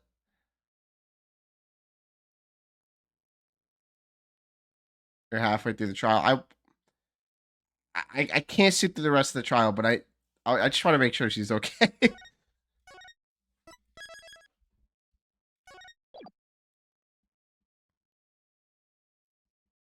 We'll just call it mid chapter.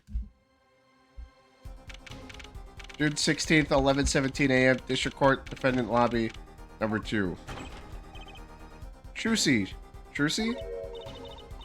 You move quick, Apollo. Good show, good show. Trucy, you're okay. I thought...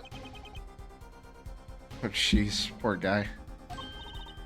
Don't cry, Apollo. Okay, no, she's okay. She's fine. Those good for nothing gangsters. There's some things you just don't do. Damn, bro is crying. I mean, I would freak the fuck out too, not gonna lie.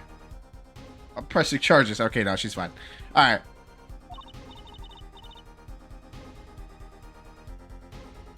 I want to see how this ends, but yeah, no, I do have to go.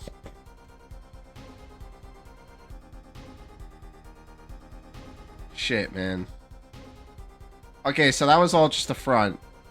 They just did that just to buy more time for the trial, basically.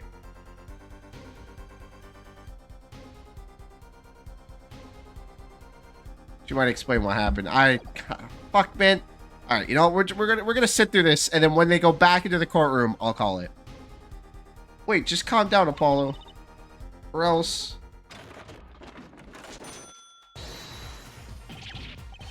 That was a fucking act. What the heck is that? Surprised? This is one of my best tricks, the amazing Mr. Hat. Oh my gosh. Bruh.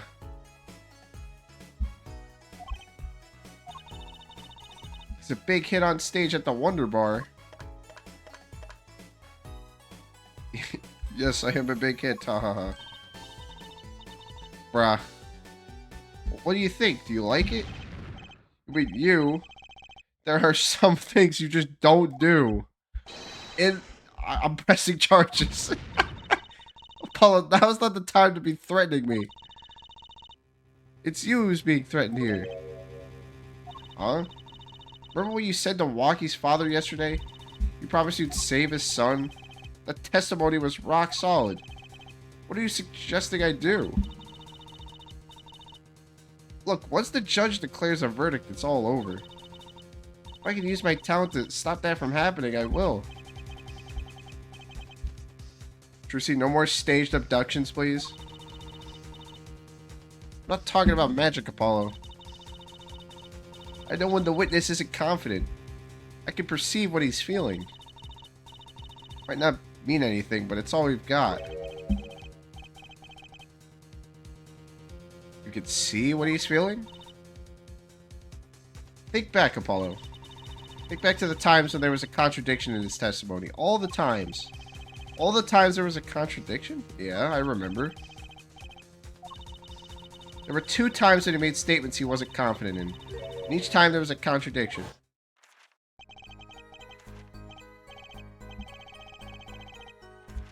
Yeah, he didn't hold the pistol. He held the knife. Tossing the pistol aside, he fled from the scene. He couldn't have fled from the scene. He said the man tossed aside a pistol. But it turned out he wasn't sure, and sure enough, there was a contradiction. That's true, but how does that help us?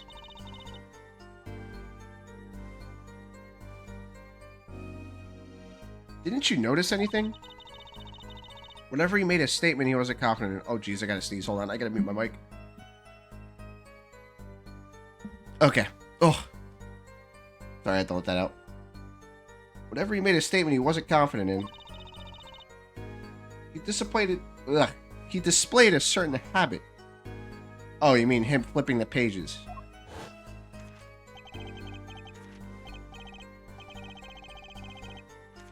In his hand he held, yes, a pistol. It was pointed at the man pulling the stand. Did you see it? The very moment he said the word pistol, his fingers got all tense, and he fiddled with the corner of a page. How am I supposed to see that? Well, I could see it. How do you think Daddy went 7 years without losing a game of poker? What?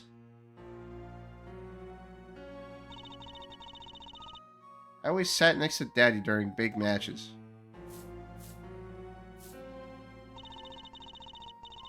I could see what his opponents were feeling.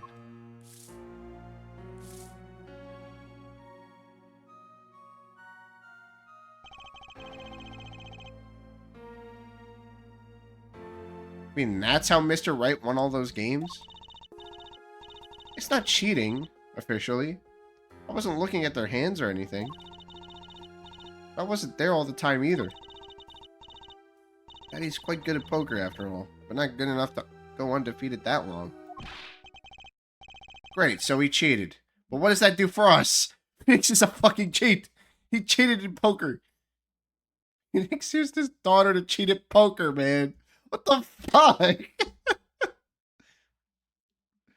Phoenix fucking cheated. He cheated in the last trial, and he cheated at poker. He's a cheat. I don't believe this. You have to listen to his testimony one more time. No, scratch that. You have to watch his testimony. Perceive the truth. Watch a testimony. Perceive the truth. The only thing I'm perceiving is that I'm going to lose. Not true. Daddy said so. He said you have the power, Apollo.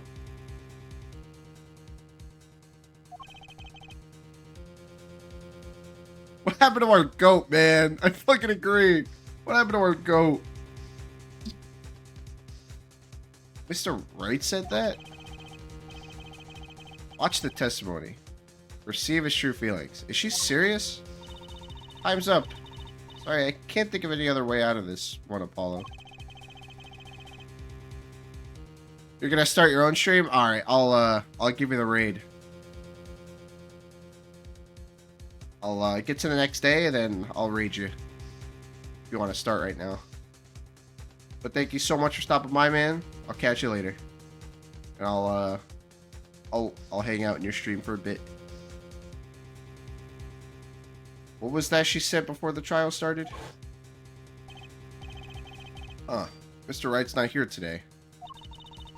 He said his old foot injury was acting up. Yes, he smiled when he said we'd be fine as long as you're there, Trucy.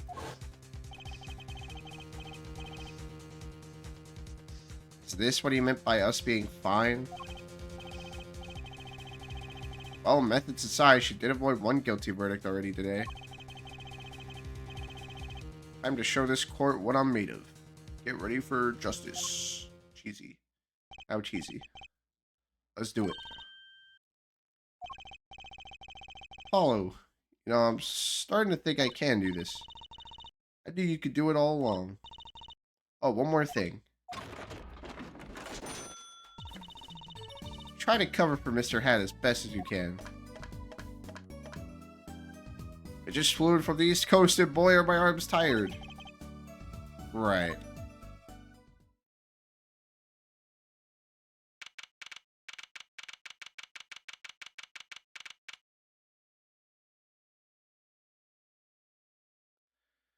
Okay. We're going to call it right here. Before the next day of the trial starts. If I had more time and energy, I would love to sit and complete this whole case, but I have the rest of today to do things, so I do have to head out. But in any case, let me just go on the Twitch website and give SL the raid real quick. He just started streaming, so we'll give him a raid.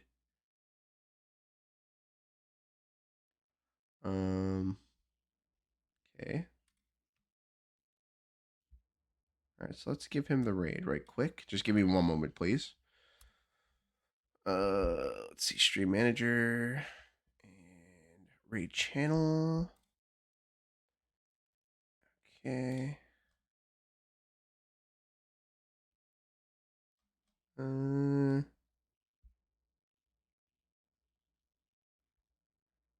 right.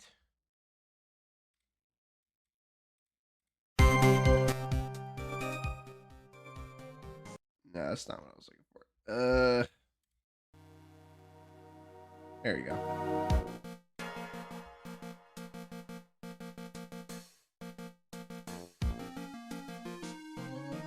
Alrighty, fellas. If anyone's still here, aside from you, Wolf, or Baby Bojo, thank you guys so much for watching. Just hang on by. We're gonna give SL a quick raid. Check him out. He's playing some Resident Evil. Let's see.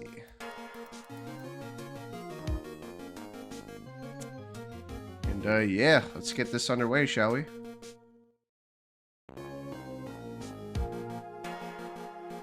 Anyway, that out of the way, I will catch you all next time.